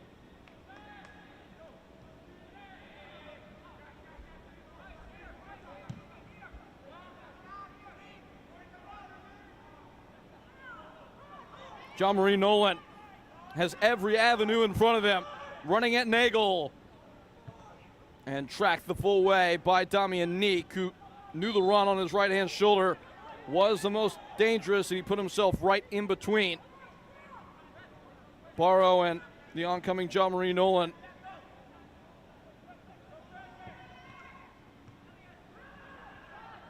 Sandmeyer.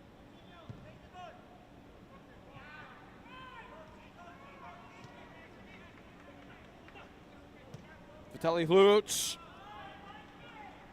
Punching along. It's Tinian Diawara. Reed Fisher in his way. Pineda setting and stricken hard and wide by a late arriving Trip Fleming.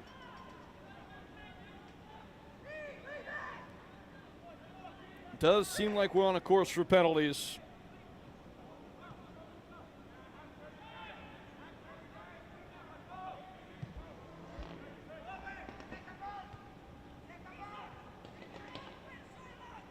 Summoned by Oscar Pineda.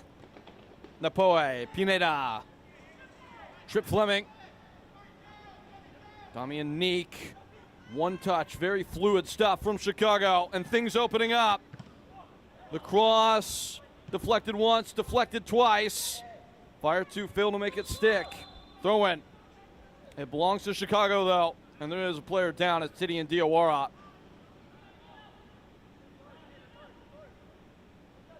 Saw the ball just ping about with Diawara involved, and he goes crashing straight in to Stefan Kapoor. And this is the worst for wear, but back on his feet now. Just trying to suck in wind. Hopefully he just not got the wind knocked out. Trip Fleming.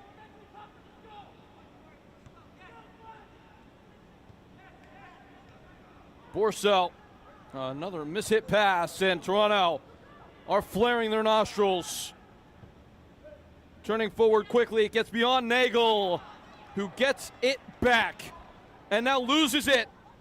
Kodri frees himself. Kodri and on goal! Toronto take the lead late. Elias Kodri has cannoned in a third.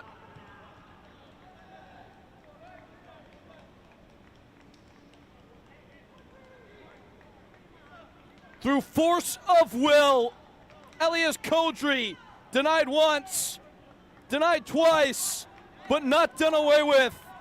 And Toronto, who had that 2-0 lead evaporate just like that, have fired home a goal that might be the fabled moment in a season turnaround.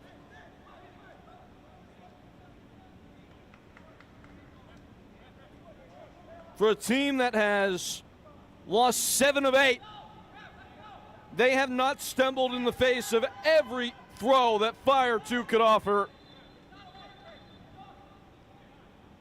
And there is a player for Toronto that's struggling now. And it is the goal scorer, Elias Kodri, who wants the celebration and maybe washed away. Realize that there may be an issue.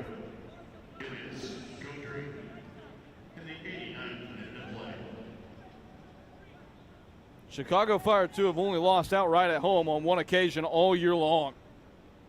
For a Toronto team that have only been able to win twice, just a massive performance. They've taken every chance. Almost literally.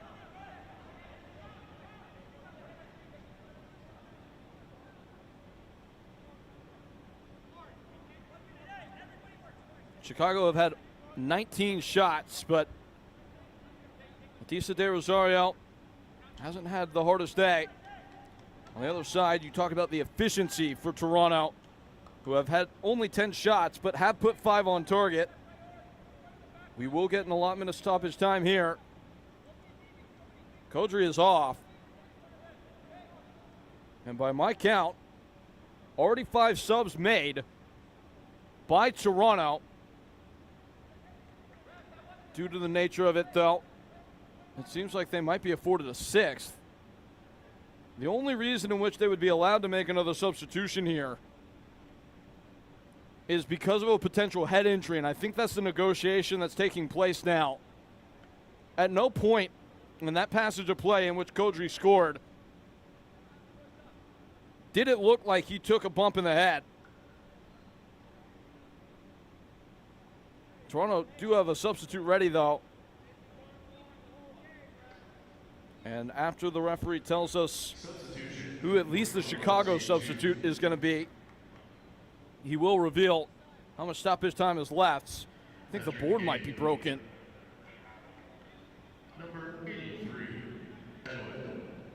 Well, Toronto will carry on and make the change. Edwin Omoregbe coming on to replace the hero as it stands, Elias Kodri. And it will be deemed a concussion substitution. So that is how the rule is supposed to work. It's designed to prevent players from trying to, in a situation in which their team is out of subs, to try and play through any risk of a head injury. What it does do, though, is it opens up an extra change for Chicago as well.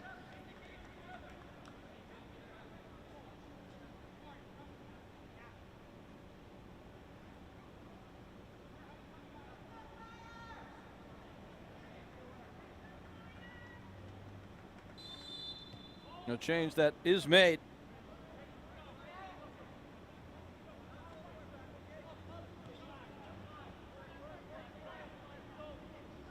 Dylan Borso coming off. And Brody Williams coming on.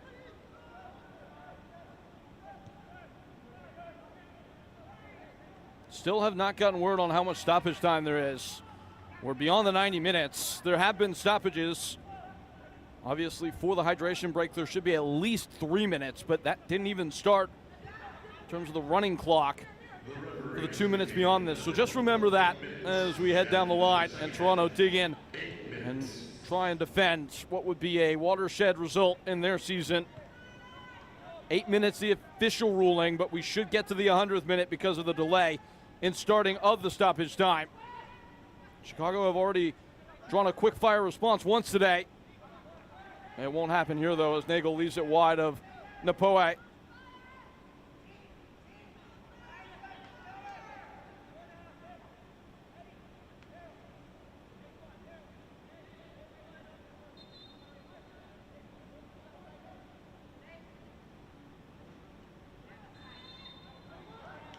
Foul called.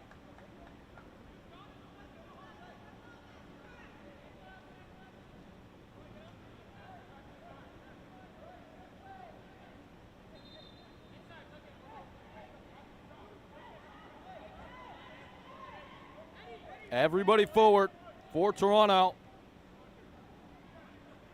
They're going to condense players into the middle of the field and make sure that they've got the best chance of winning any second ball. The knock on, flag's not up, and now it does pop. John Marie Nolan does bury it for good measure. And Chicago get out of the blocks and get to dealing with digging themselves out. Damian Neek sneaking by Burrow, but dispossessed. John Marie Nolan, 2v1, has a runner on the left. Nolan calling his own number. John Marie Nolan nails it in and delivers maybe the final nail in this game. An absolute javelin of a strike from John Marie Nolan. 4-2 is the score, and Toronto have turned it up to their best level to make it that way. This is bold, if not brash, to cut in on the right, despite having a free runner on the left, and say, this is a job for me, and only me. John Marie Nolan, that is some strike. This has been some game for Toronto FC2.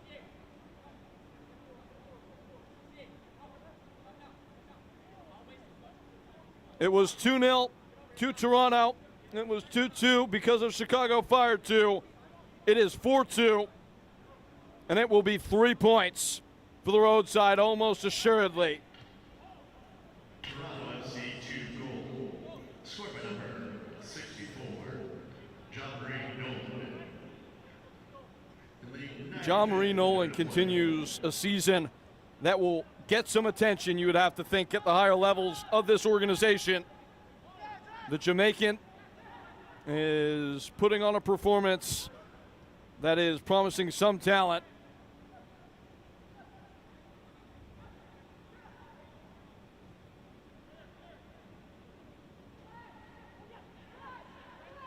Now his 8th goal of the year to go along with 3 assists, both. 8 goals and now the 11 goal contributions tops for Toronto FC too. And he may not be content, made a really good run there. Ball didn't pick him out and instead picked out a player who was already offside. It was Omar Egby.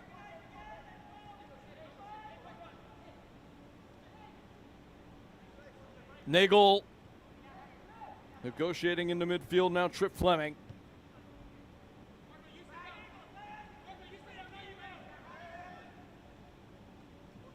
Vitaly Hlutz, game's not over.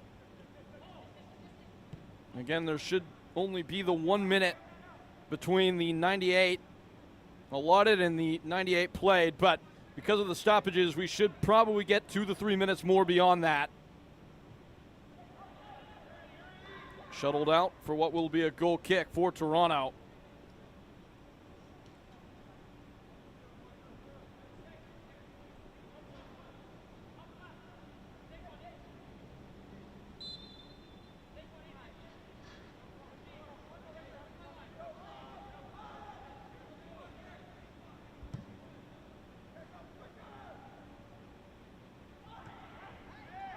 Screaming in to put first contact on the header was Sam Meyer, but he stepped out of line, and he will at least grin at the fact that he maybe got away with one there. John Marie Nolan receiving the ball in an offside position.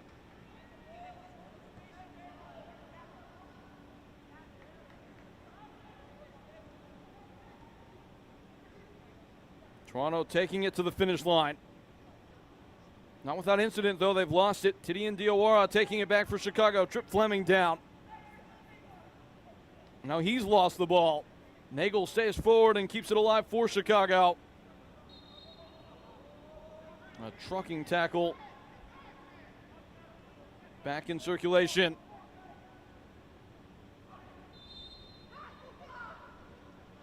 Another cutting challenge and foul called for Toronto to take it to all 3 points. A late push from Toronto FC 2. Maybe, just maybe, opening up the chance for a late push in 2026.